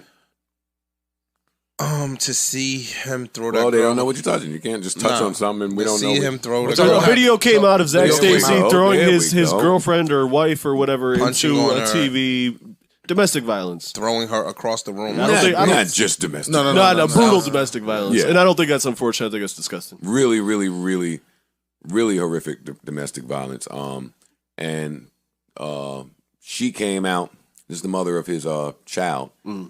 Came out with these videos, making statements saying, "Please arrest this man, apprehend this man. He's a monster." And in the video we saw, did none of deter you from thinking that he was a monster. That was tough to watch. Yeah, tough to get through. He wasn't just hitting and swinging on her. They were fast, strong haymakers, punches, like he was fighting another NFL player. Right. He threw her on the TV. The TV fell on top of her. He was thrown all over the apartment. If that wasn't the worst, the their child was baby's present. sitting right there crying. And then he got the nerve to say, "Daddy, love you," and walk out the door. Like, And that's the sickening part. I almost threw it, like, no bullshit. I got sick to my stomach when I saw that video. I watch all the wildest, craziest links people be putting online. They do nothing to me. I watched that shit and felt sick. I was like, yo, dog, I wish I didn't even see this shit. It was different. Like, bro, that shit looked like a WWE hardcore match. And no, it looked like a movie. Like, it looked like TV. You know what I'm saying? But these are stunt people with action figures, like when the explosion blows you across the room. Mm-hmm. You feel me? Yeah. He grabbed that girl and threw her across the room into that television like she weighed 7 pounds. Yeah. Like it was easy and then for him. Picked her up off the ground and damn near choke slammed her through the little bouncy. The more alarming part. You ain't see that part because it cut. I ain't see that part. No, there was more to the video. I saw it. That's the like. I'm just like dogs. What was even more alarming is that you can tell she had experienced this for quite some time. She did. By her reaction. She did. Yep. She calm. Tried to stay as calm. She tried to possible. diffuse the situation. Yep. She was super calm. Yep. Like this was the norm. She didn't react. She didn't anger him. Want to set him off. Didn't try to provoke him. Didn't even try to defend herself. Nope. Which nothing. is even more scary. Completely gave up. Because it looked like, well, that's one way to look at it, that she completely gave up. The scarier way to look at it as she threw her life on the line to protect that child. Yeah, well, you saw he walked over there like he tried to grab, I don't know if it was he grabbed the blanket that the baby was laid on and then let it go. I got a lunatic in this house, and I'd much rather him hit me than hit the kid. Hit me than walk over to that baby. I've heard stories like that from domestic abuse survivors, but to really see it in action is like, oh my God, man, get this guy. That was the other sickening part. Get him the fuck out of here. I saw so many women. Triggered.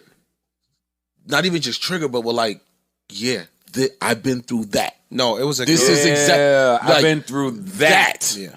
Like y'all think domestic abuse is just, oh, he slapped me, he pushed me. No, I dealt with and that's domestic abuse too. No, yes. I'm not trying to like, but it gets deep. Judge, yeah. No, it was they were like, this is what I dealt with right here. It got so crazy that I damn it cried. And it's so commonplace. It's another girl named Chris from New York that resembled the girl. And she had posted something like 6-8 months ago with her face swollen up because her boyfriend beat her up. Everybody was hitting her thinking it was her. And she was like, no, stop hitting me. No, it's not me. It's not me. I had the same situation, but it's not me. And so today or yesterday, she posted some shit showing her video of her dude beating her ass.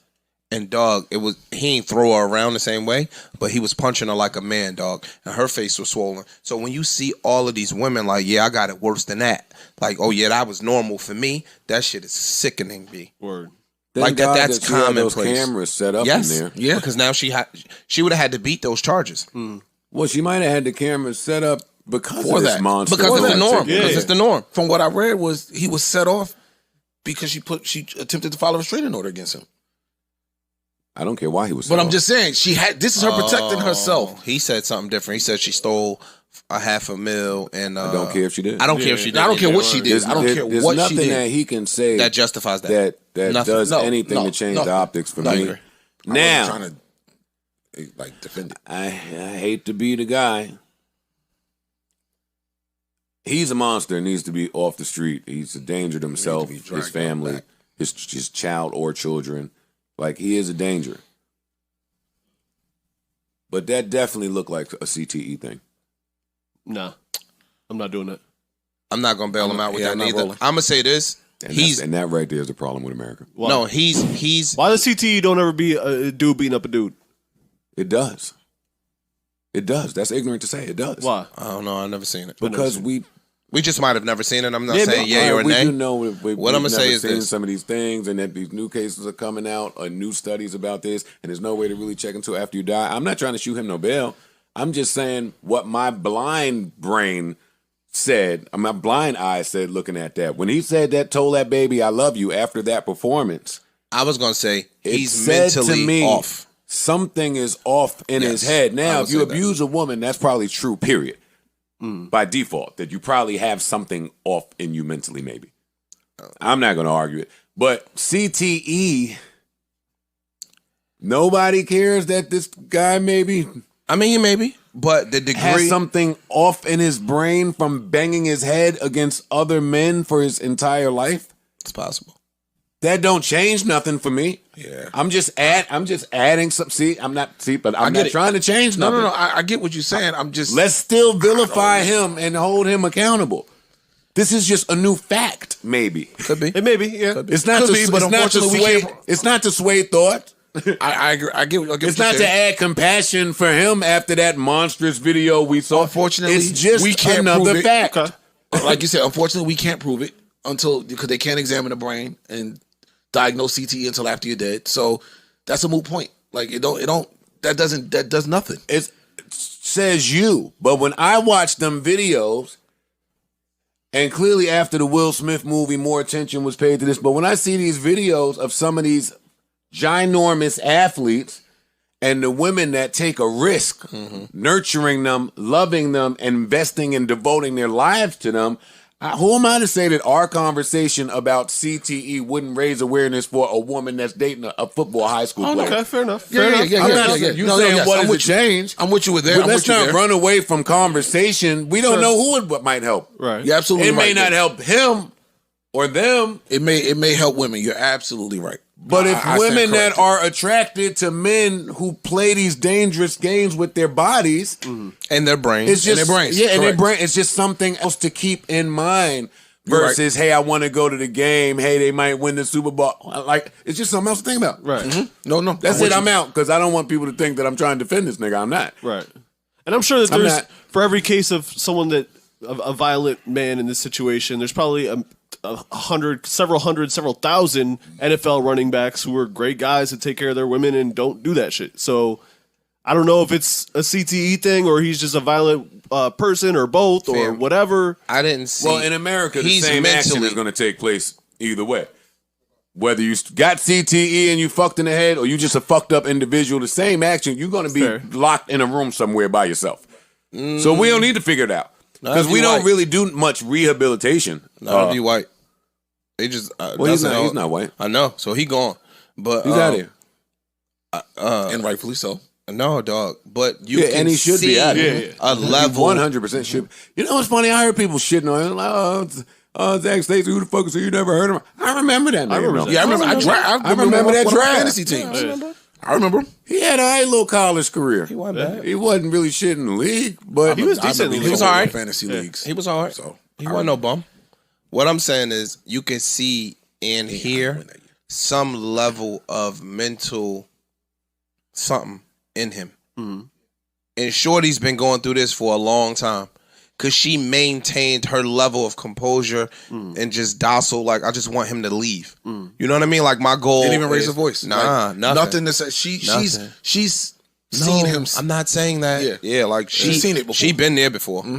That's very unfortunate. Yeah, that was a rerun for her. She been there before. I'm glad she was strong enough to leak whatever video footage or whatever information she had. I'm glad she didn't doubt herself in that moment. I'm glad she had the courage to make her story known so that he could get arrested.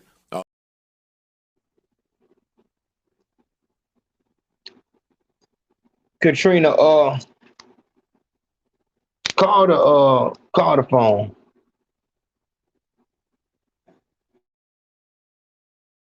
I did. Listen, things are way different now. Back,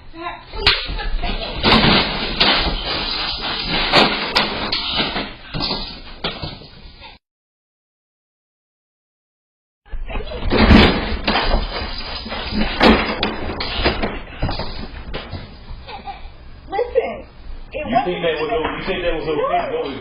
Listen, now I do not. Please.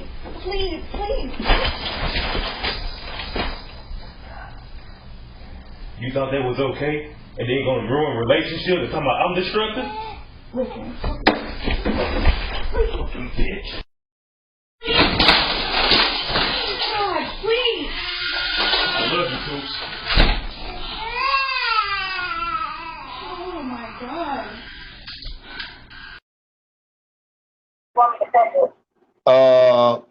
Send it to. This has happened in the past. What kind of things have you been dealing with over the last few months? There have been a couple of other situations. One, I wrote a report for domestic dispute, and then also a battery report last in September as well.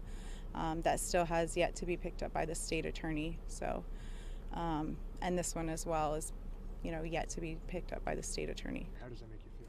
I feel lost in the system, and the reason that I went public with this is just just to get the word out there so that other women don't feel the same way. I'm also afraid that he's going to get away with this, that he's going to run, and I don't know where he is, or that he might retaliate. So I just, I don't want anyone else to feel the way that I'm feeling right now. So, yeah, that's. I hear you. And obviously, there has been a lot of support for you, though. What's that support mean to you from family, friends, and people you don't even know? I mean, it's overwhelming.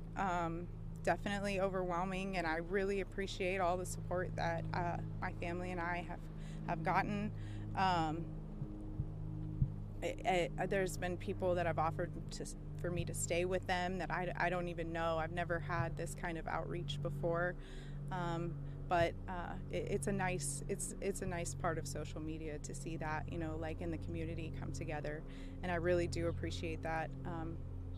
I'm just hoping that can continue until we get him apprehended, because I believe that his friends are hiding him. So I guess you last believe he was in Nashville? Yes, we believed he was in Nashville. We're not sure if he's going to be returning to the Orlando area today. There was some word of that. He was supposed to turn himself in last night, and he has not. So just very concerning. Okay. And then I made a GoFundMe. Yes, the intent is to help other domestic violence victims. Hopefully we can raise enough money to help with Harbor House, who helped me. They're located in the Orange County Courthouse, and they're part of like the domestic violence hotline, and they help women file injunctions in the state of Florida. So I would like to donate some money to them and help just more resources for victims in my situation. We met in January of 2019 when I was the wellness coordinator for the Memphis Express, which is with the Alliance of American Football. The league ended in April, and then Zach and I began a romantic relationship around August of 2019. It was very on and off for a little while. After we had our miscarriage in 2019, we took some time apart, got back together, and then we conceived our son. And ever since then, it's been kind of up and down as well. Nothing physical until more recently. And your son's 5 months old? He's 5 months old, yes. So is this the first time he really got physical with you? No, he's been physical with me several times before. This was just the last straw, I would say. I really, truly feel that if it continues, he will kill me. He just feels justified in his actions. So there's nothing that anyone could do to justify something like that. A lot of people see the red signs, and like you said at the very end, they said, I knew he was going to kill me. Does that really play in your mind about what's going on right now? Absolutely. And with this whole thing, so the state of Florida, they see domestic violence as just a simple battery, which is a misdemeanor. But the fact that he damaged my property up to $1,000 makes it a criminal mischief felony. So therefore, my TV is worth more than what my life is worth. And that was. How does that make you? Think about. That's what drove me to do all of this. I have been very vigilant in contacting the detective, and he's been very vigilant in my case. And really, him and an Orange County police officer who took it on as a personal vendetta. They have helped me upgrade these charges to aggravated battery. And I'm very thankful for that, because otherwise, if I wasn't vigilant in it, it might have just been overlooked again, and the state would have gotten to it whenever they get to it, and maybe I wouldn't sleep for a month or two, I don't know, or he could get away with it completely. So it's very upsetting that it's that way. How deeply does the fear now install you that you've noticed how it escalates? How are you feeling and what's going on? Well, every time a car has passed by, I am resisting the urge to look to see who it is. I started crying when you walked up because I'm scared, sorry. It's very scary. It's very scary, so.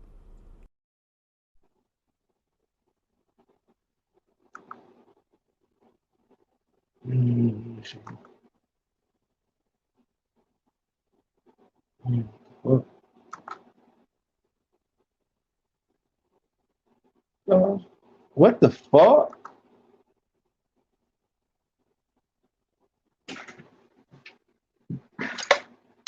He already hidden. All right.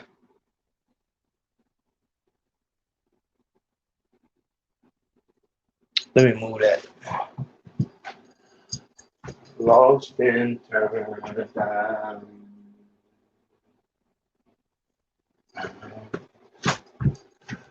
I gotta be honest with you. Like I said, I move a certain type of way. I fear Anglo men, or maybe I should say I'm aware of Anglo men more than I am black men. As I said, a nigga could we can have a misunderstanding, and I will, put my hand up. Ain't nothing like that, big home. That's what we need to do. We need to give passes. It's twist and turn. It's twist and turn. We've seen Anglo cowards in uniform that will beat, sick the dog on, put a knee in the neck, knee on the head, all of that. We've seen them do that.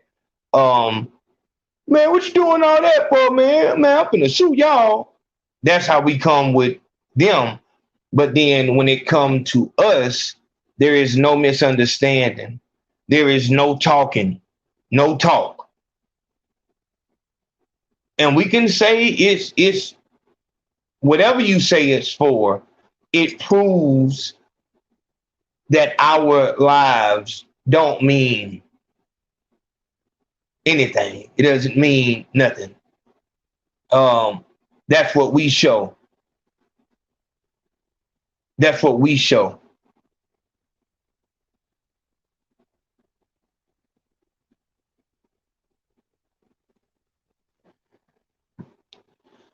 Man, when I see an Anglo woman being a victim, this shit is crazy because it's like, hold on. So we believe in Karens, and once again, Joe,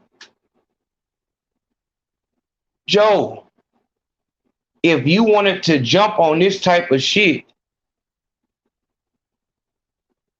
ain't no other cases that you can put out there? Aren't we looked at as dangerous enough? So you have to understand how this looks then. You have to understand that this is pretty much, all right, I'm going to throw the black man under the bus because I need support. I'm losing sponsors. I'm losing viewership. I got to go to the people that are going to pay me because I can't go back down to, damn near having to get me a job.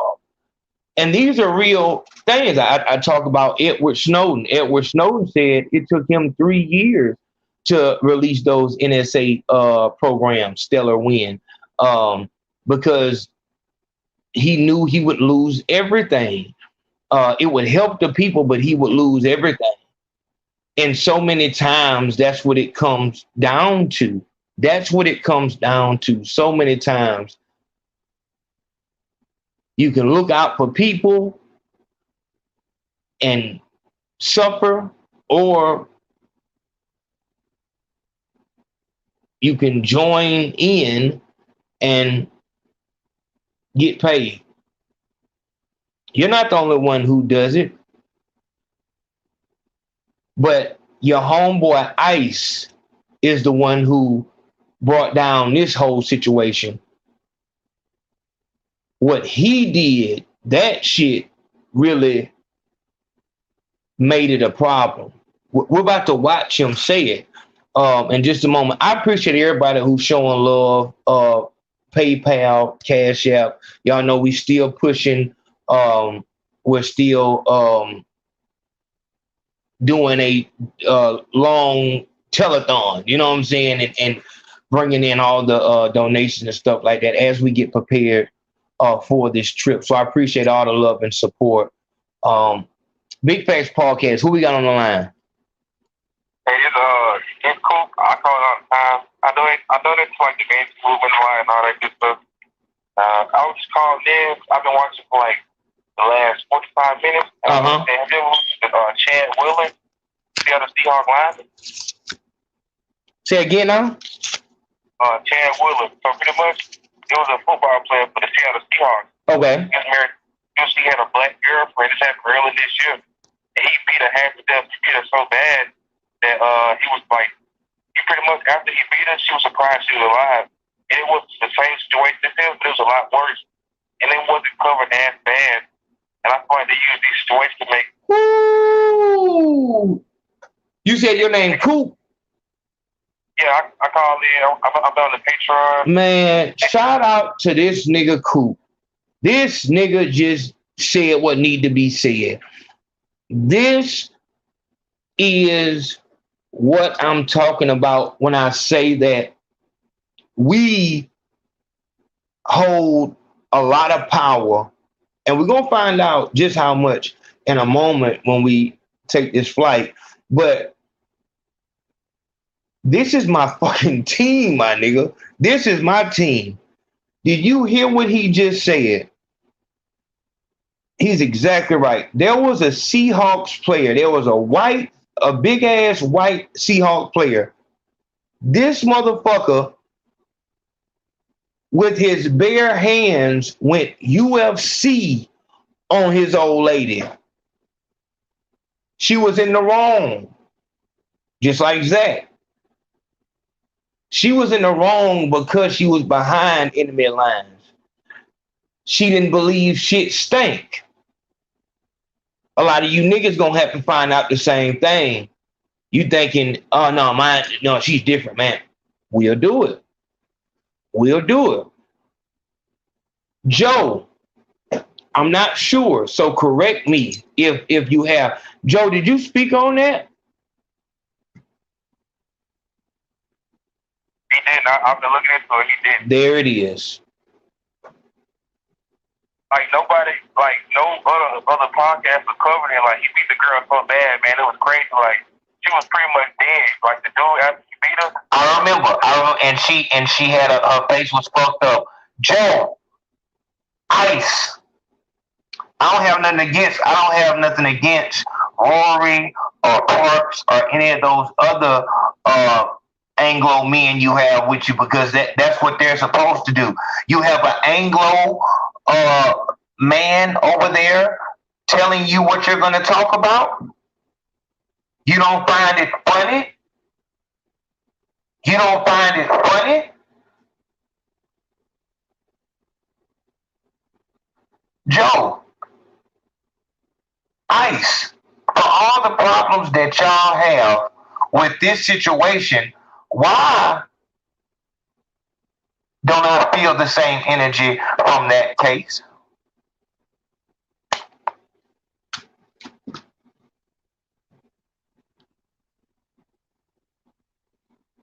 Joe, I understand what you're faced with. As men, especially as black men, we're trying to show that we can be the provider, we can be the man. We want to look at our children and say, oh yeah, there ain't nothing, we got it. And then when we don't have it, we want to we don't even want to damn near look at the damn family.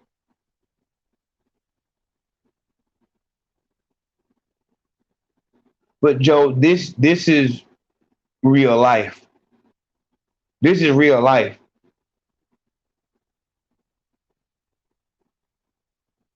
How don't you understand that you throwing a black man under the bus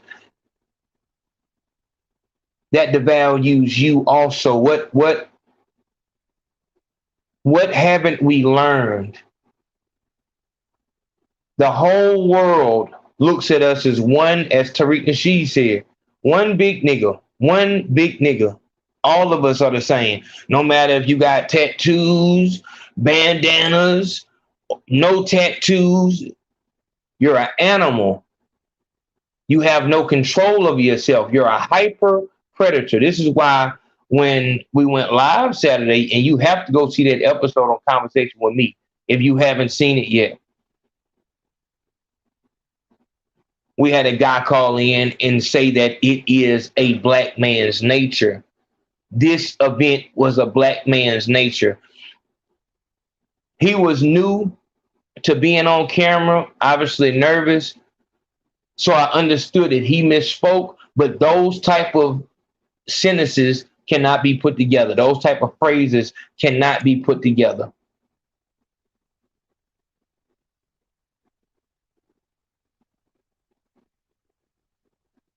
Violence is not the black man's nature.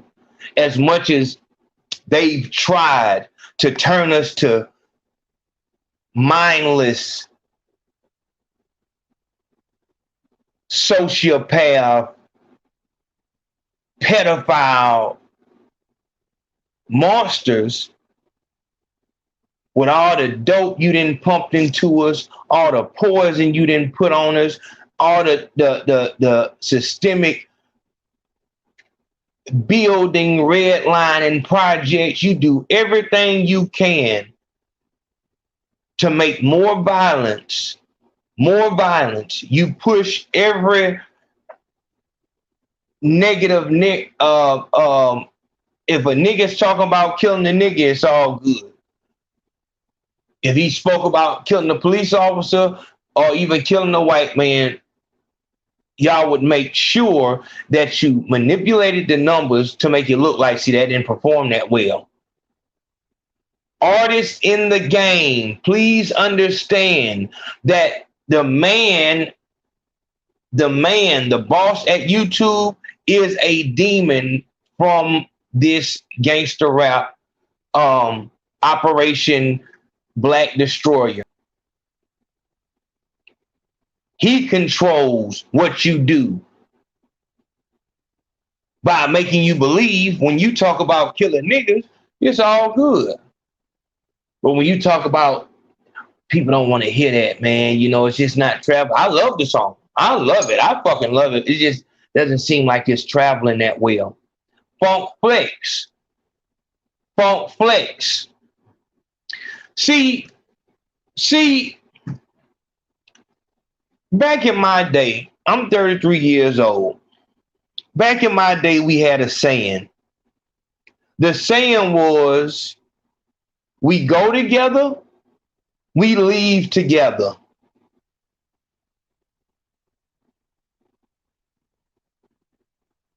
If I'm in here, if I came here with you, I'm responsible for what happens. There's no you getting jumped and I don't get jumped. Ain't none of that. See, but a lot of you niggas are, you know, like in Lion King, like they had like the buffalo or the deers that were, you know, stampeding and shit like that. And then on the sides you had two ledges. Let's imagine that though that stampede is us black men being sent into our death, into this machine. And you got niggas who sit up on those cliffs and feel like, oh, I'm good because I'm ignoring it. I'm looking this way. I ain't looking that way. So if you're not working to help us,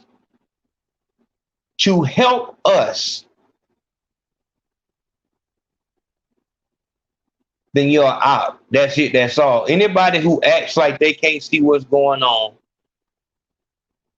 the judicial system have no love for us. Police officers, they want to put their foot on our neck. We are oppressed by everyone. So at that point, Young Dolph should not have been worried about niggas coming to kill him. His biggest threat as a successful black man should have been the Anglo, the Tom who trying to sabotage him, COINTELPRO shit. That's not the case. They've gotten us to do their bidding.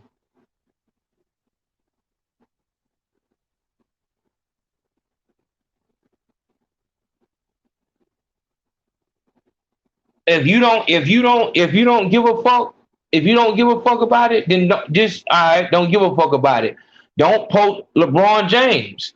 Don't post no black square and all that shit. You know, this type of shit be making me feel like a lot of you niggas is picked. Niggas is picked. LeBron, you really making me feel like they did something to you. Like they did something. What is it? Operation Nightingale. What is it? Operation Nightlife, where they had the FBI set up a brothel and put cameras all over the brothel house, and they got the prostitutes to put LSD in the high-ranking people that came. So it was like lieutenants in the army and, you know, just big policymakers. They got them there, gave them the LSD, and then recorded it, and they used that to blackmail them. That's how I feel, Braun. They say Conor McGregor got enough money to where he don't have to worry about nothing else the rest of his life. You don't have enough money to not worry about that shit?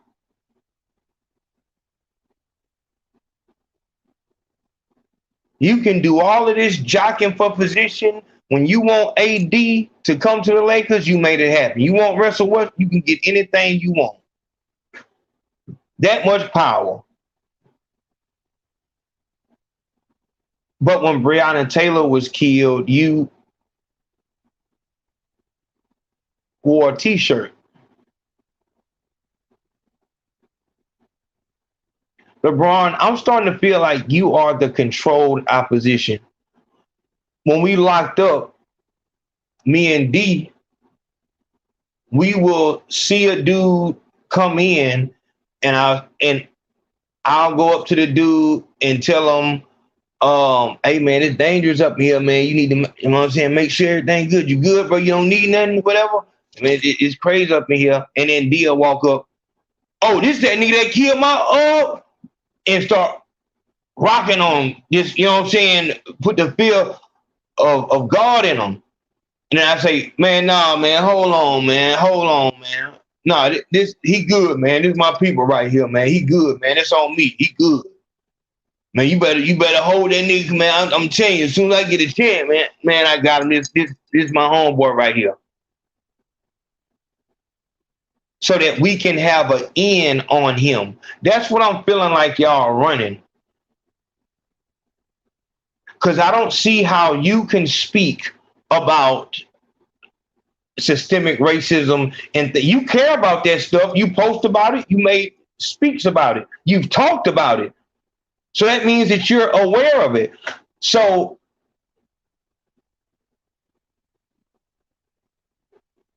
why wouldn't you do more is what I'm asking. Colin Kaepernick put it all out there. That was the time. When he did that across all sports, that was the time. Man, I'm not doing shit. Like a strike. Anybody who go up in the plant after we strike, you know what I'm saying, we're going to throw rocks at them and shit like that. All the shit that you get done, you saying that you can't fake an injury. Kawhi Leonard, Steph Curry, all of y'all can't. So when you make statements about, oh man, this is some bullshit, we need all that shit you talk, that shit is controlled opposition. They have a plan for you after basketball. I just have a problem with this fake shit. Like, you fake want to make something happen. If you wanted to make it happen, the easiest thing that you can do is fake an injury. And you can have real results. Real results. You cool with everybody in the league. You can have real, and on the college level, real results.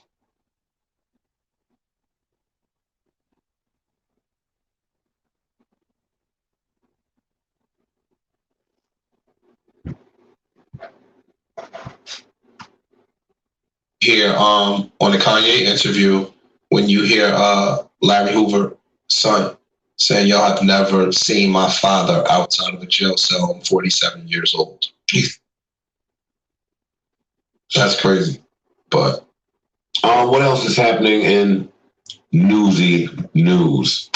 The unfortunate thing with what's my man's name? Zack Stacy. Zack Stacy. I don't know if it's unfortunate, I guess. That's It's unfortunate. Disgusting. That's more than unfortunate.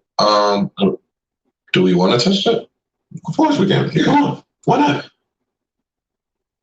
To see him throw that. They don't know what you're talking. You can't just touch on something. We don't know him throw it. A video came out of Zack Stacy throwing his girlfriend or wife or whatever to the TV.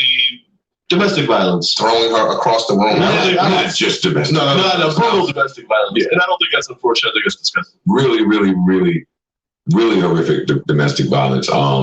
And she came out, this is the mother of his child, came out with these videos making statements saying, "Please arrest this man, apprehend this man, he's a monster." And in the video we saw, did none to deter you from thinking that he was a monster. That was tough to watch. Yeah. Tough to get through. He wasn't just hitting and swinging on her. They were fast, strong haymakers, punches, like he was fighting another NFL player. Right. He threw on the TV fell on top, where he was all over.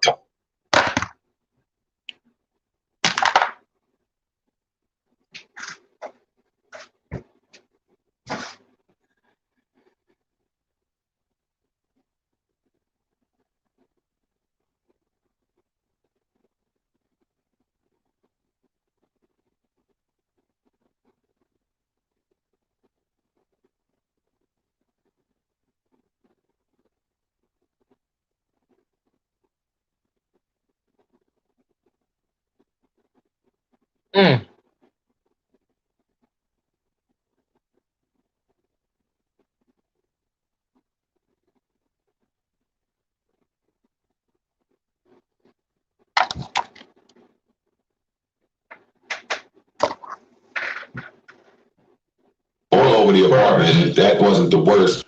The baby sitting right there crying. And then he got the nerve to say, "Daddy, love you." Walk out the door. Like, and that's the sickening part. I was through, like, no bullshit. I got sick to my stomach when I saw that video.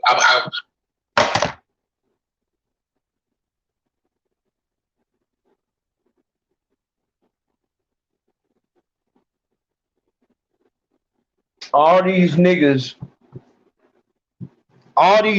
got gray hairs in that beard.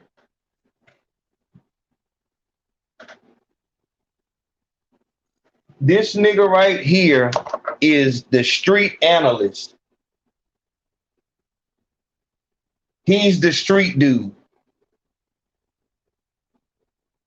This is the nigga, Free Pooh Shiesty.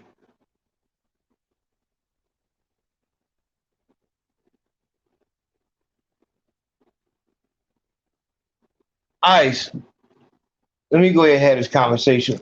Ice, have you ever did you get sick to your stomach when you saw the Mo 3 video? Did you get sick to your stomach when you saw Dolph's hand out of the cookie store?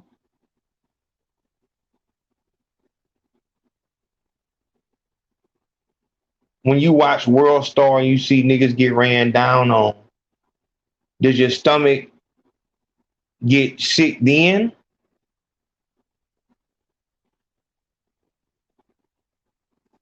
You're the gang expert.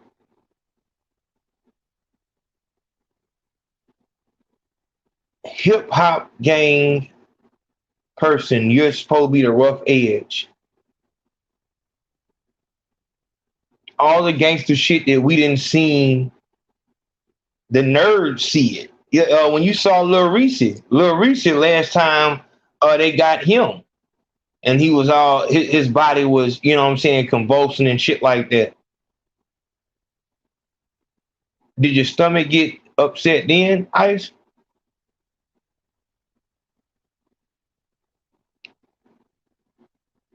This is why I told Katrina to send me the timestamp, because I wanted to see him. I wanted to see him. And as I'm looking at these three old niggas, I can't help but think about on the job politics. When I was 19, I started working on the boat. And I had my trainer was Tommy French. I'll never forget him. I'll never forget Drill Sergeant Lane, Drill Sergeant Frazier. I got moved to like 3 different platoons and shit, like, in another company. But Drill Sergeant Lane and Drill Sergeant Frazier, I will never forget them. And Captain Fatchapani. And then First Sergeant Lopez.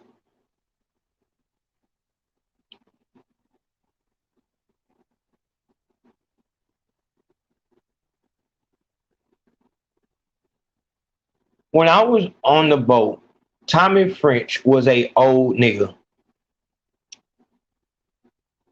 A old, hard nigga. Hard.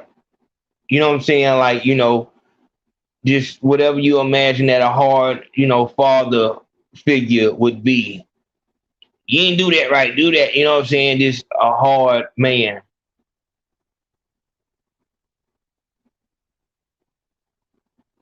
Even when I started understanding how to wrap our rope around the bulkhead, there's different ways you wrap it depending on what side of the boat is starboard, or is it starboard and port? Is it stern and port? Whatever the fuck. Even when I started getting it, he never said anything good to me about it and stuff like that. I remember I showed him a bitch I was fucking with at the time, and he told me, she's too fast for you. Crazy shit is he ended up being right.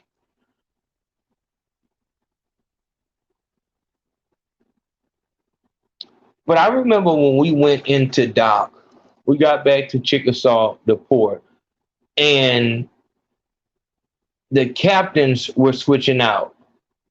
And so I was on the black boat where it was like, it was better here because I was dealing with black men. They weren't trying to break me. Like that's when it was turned. Working with them, I do my job and everything is everything. No extra shit. But I remember as the captains were switching, I never forget. I never knew what his teeth looked like because he never smiled, never laughed. Hard, man.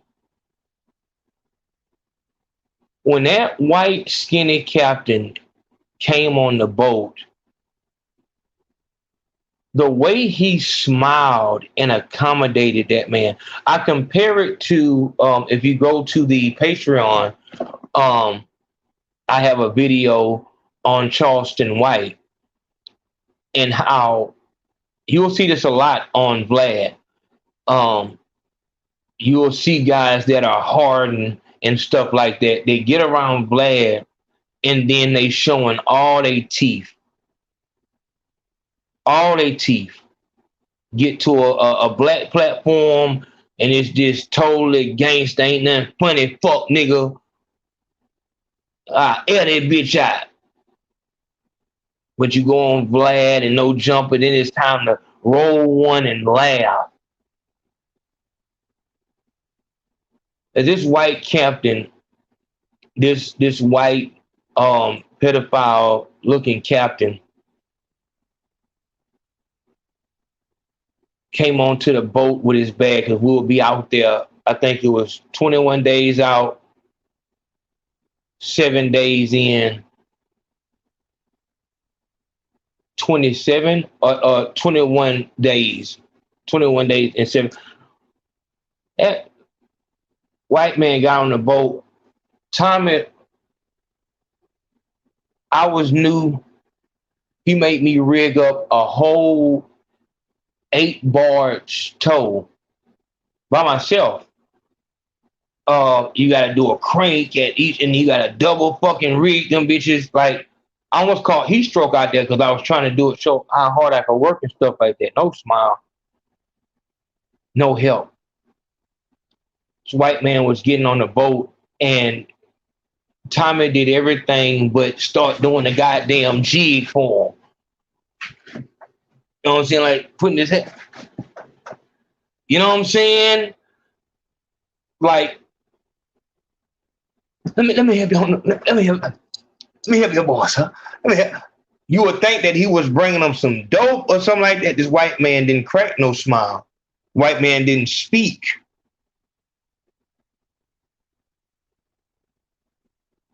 Came on the boat and went straight up to the cockpit.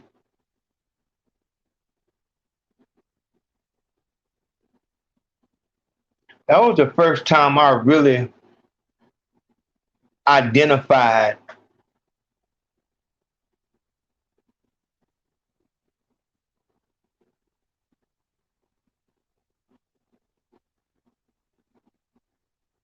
the problem with old niggas.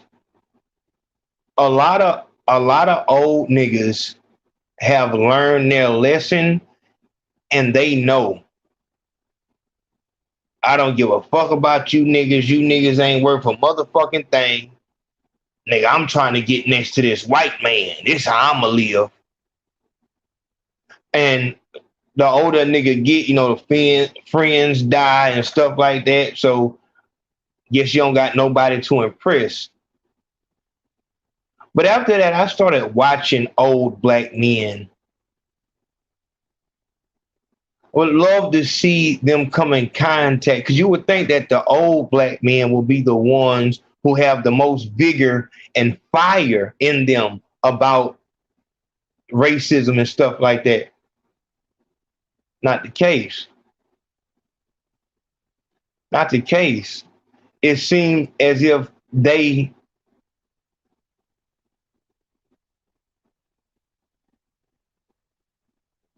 it throwed me, because before that moment, I'm like, this is just a god damn, this nigga just, you know, this nigga too hard. This nigga just. And to see him greet that white man and delicately touch his hand and his elbow, helping him onto the boat. I was on a tugboat.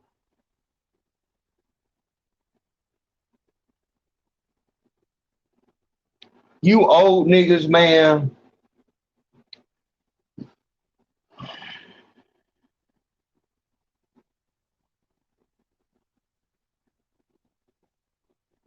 You're not ignorant. You know exactly what you're doing.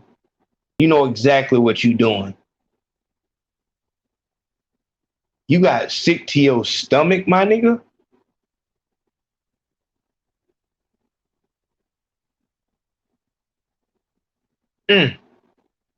Not one time did you maybe want to ask, what did she do? When were the cameras set up? And where's the rest of the footage?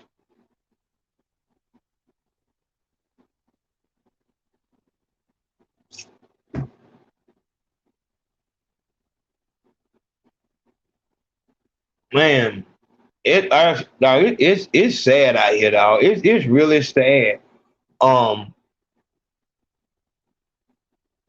Because that move that they're doing right now, that is how you dog whistle to the dominant society and let them know, I'm down. I'm down.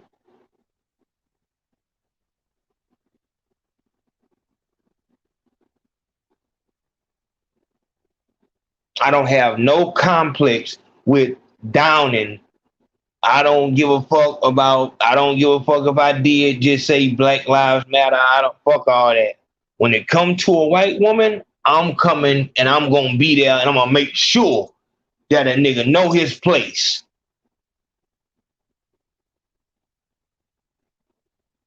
And nigga be the same one begging for the public help when he gets caught in that sticky situation. I watch all the wildest, craziest links people be putting online. They do nothing to me. I watch that shit. All right, y'all. All right, y'all. All right, y'all.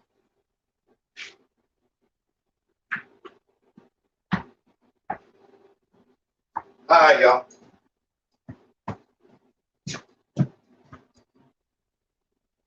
And I appreciate everybody showing love. We'll be going live here in just a moment.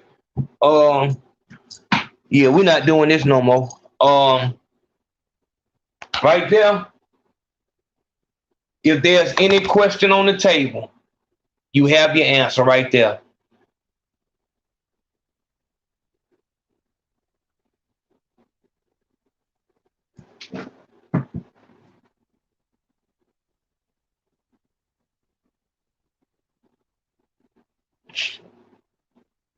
Man, y'all niggas, man.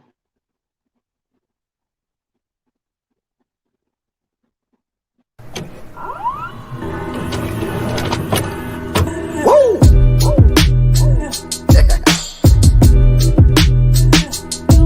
What up, B? Like it get a little meaner each time, don't it, huh?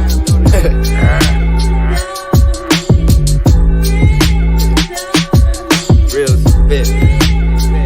Let the Eskimos speak. It goes sinister, minister with his third eye watching the show from the beginning. It's the end of an era, the dawn of an age of Aquarius, buried the truth to be saved. Did you ever think you would see so many slaves? Had that dollar sign on them to make them behave, Stevie. They need us to settle for minimum wage. Get on some pot calling the kettle black shit to stay paid. Damn it. I'm madder than average, mad at the masses. Crabs in the bucket, let's tip it and tuck it, bag it and ag it. The whole bucket, fuck it, they're killing each other. Keep mashing, then let's take the welfare of they bitches to show compassion. Make sure that all our power's on top and it's everlasting. Just pass that generation of wealth down and keep passing till we have no more resources left round. And then get absent, meaning cloudy days in the future. That's weather forecasting for that ass. If we don't get up off that ass and make some progress with that movement and investments with that stash. And if you ain't got you no stash, what you been doing with your work? And if you ain't got you no work, how you been measuring your worth, dude? Don't shoot the 50 with me, just tell me the truth. You scared of being on your own, as long as she take care of you, it's cake. And if I'm out of bounds, prove me wrong, get me straight, get up your weight. Real players might get in a bind and bend, but won't break. Power up and never stop. It's the hatter coming back at you, batter up in the box, swing. They ain't prepared to better pressure being real brings. Sitting on the sideline, niggas trying to run schemes. Never heard of hard work, I can only blame them. Cause bad apples have seeds too, don't throw away the stems. Garbage in, garbage out. Social media wins again, let's go to them Joneses' house. Go see what them Joneses about. Do just what them Joneses doing and try to take them Joneses' clout. You might even catch a record deal, cause they got talent scouts. They ran our culture straight in the dirt and brainwashed it. The yes we can movement ain't work. Pain squashed it. That sounds kinda like an excuse, cause the painful truth is that we easily distracted and emotionally reactive. So they can use somebody claiming God and Jesus and come wipe us out. Somebody talking nice and know how to please us with the better route. I spit deep shit to make you peep shit. This drug user movement got y'all vibing to some weak shit. Auto-tune brought us to the bottom and now y'all underneath it. Real rap move like the ocean and y'all seasick. Some of y'all move the ball, but most of y'all defense. Black speak up and black downfall is the weakness. Whole world blind, curves real when it sees it. Said them planes brought them buildings down perfect and y'all believed it. Wait, why these niggas in dresses again? And how these bitches making money messaging men? Is the only way she can make some money showing some skin? Is everything that makes you money tied to some kind of sin? Hold up. And why the court system strictly for the ladies? And how the fuck she making money making babies? Just a couple questions from the real section. Look, we don't want no problems, we just deal check. I'm the talk shit dean, foul mouth boss. So fuck you in advance if I piss you off. I don't hate whites and I'm not a misogynist. I'm just a call of bullshitologist. It's the Eskimo marathon flow. Rest in peace, Nipsey Hussle. And every John Doe that took a stand for the black man. The last thing they want is us to expand the lifespan. Snakes will dap you up and backstab you with the same hand. So keep a close watch before they put a stop to your plan. I'm from the south where the cops and the clan could be the same man. Most of them folks who got caught in them traffic stops ain't stand a chance. Let's keep it a buck. I drop music to take a stance. Yeah, I'm dropping my nuts. Took a glance and I got a tell you that society's fucked. They tap dancing around the truth. In other words, they be dodging. Pausing in the youth, they think they hip, but they hopping it. Gucci made a blackface and niggas are rocking it. So if you pay for your disrespect off of who are you profiting? Is it your people, your government, or everyone else? Sounding like a sponge, you ought to be ashamed of yourself. Don't try to blame someone else for your type of bullshit, my nigga, quit. I step on everybody's toes, but that was some for nigga shit. But the program that scammed us into the nigga that and the nigga this. Gotta get a pack, gotta get rich, pull the trigger quick, never fall in love or trust a bitch. And it's convoluted, cause in the jungle that still makes sense. Gotta keep it moving with them bundles, situation tense. It's so consuming and they confusing the minds of great men. They keep us grooving and keep us snoozing time and time again. And these are tender times, they infusing gender lines. They'll say I commit crimes with anti-agenda rhymes. I'd rather let my light shine and y'all respect my mind and to be a hand-picked balloon for them porcupines trying to blow up. I won't get signed by some masterminds, and so what? Blind ain't how I'm designed. They want you streamline, worship in the shrine in that sunken place, trying to make it climb. Y'all too corrupt. All I got is my word and my nuts. Had a dream I talked to Easy, he said, boy, that's enough. And I always had the strength to talk to God, cause that's who you trust. It ain't about what you go through, it's about how you adjust. So go on and let them haters hate and leave their ass in the dust. It don't matter, you took a break, go ahead and shake off the rust. Go ahead and eat what's on your plate and Tick done had enough. And ever since I've been awake, I've been on what we discussed, so pay attention. Cause consequences ain't got shit on good prevention. And when it's real game popping, you should listen. Stay in your lane and no hopping and no switching and no flopping and no flipping and no slopping and no slipping. Peep out the new world and see how it plays. What a wonderful creation Mr. Sinister made. Go ahead and grab a Bible and shoot in the fade. But check your mirror, you in denial, that's how you get played. Cause he hungry, he put in work, he came to get it, he came to get you. He gon' take everything you bought and you brought with you. He come for everyone that you fought and who fought with you. By telling true lies through a screen with false pictures. Stay awake now, it's all hate now. Trying to play us like a Kit Kat, give me a break. Now they say that dollar fake is about to be a crypto quake. Wasn't no crypto drill, so ain't nobody ready for that shake. Totalitarian American jelly for your peanut butter, you up for brain surgical cuts. They manufacture guns as if he ain't murdered enough. It's the messianic versus volcanic vertical rush. Don't trust Mr.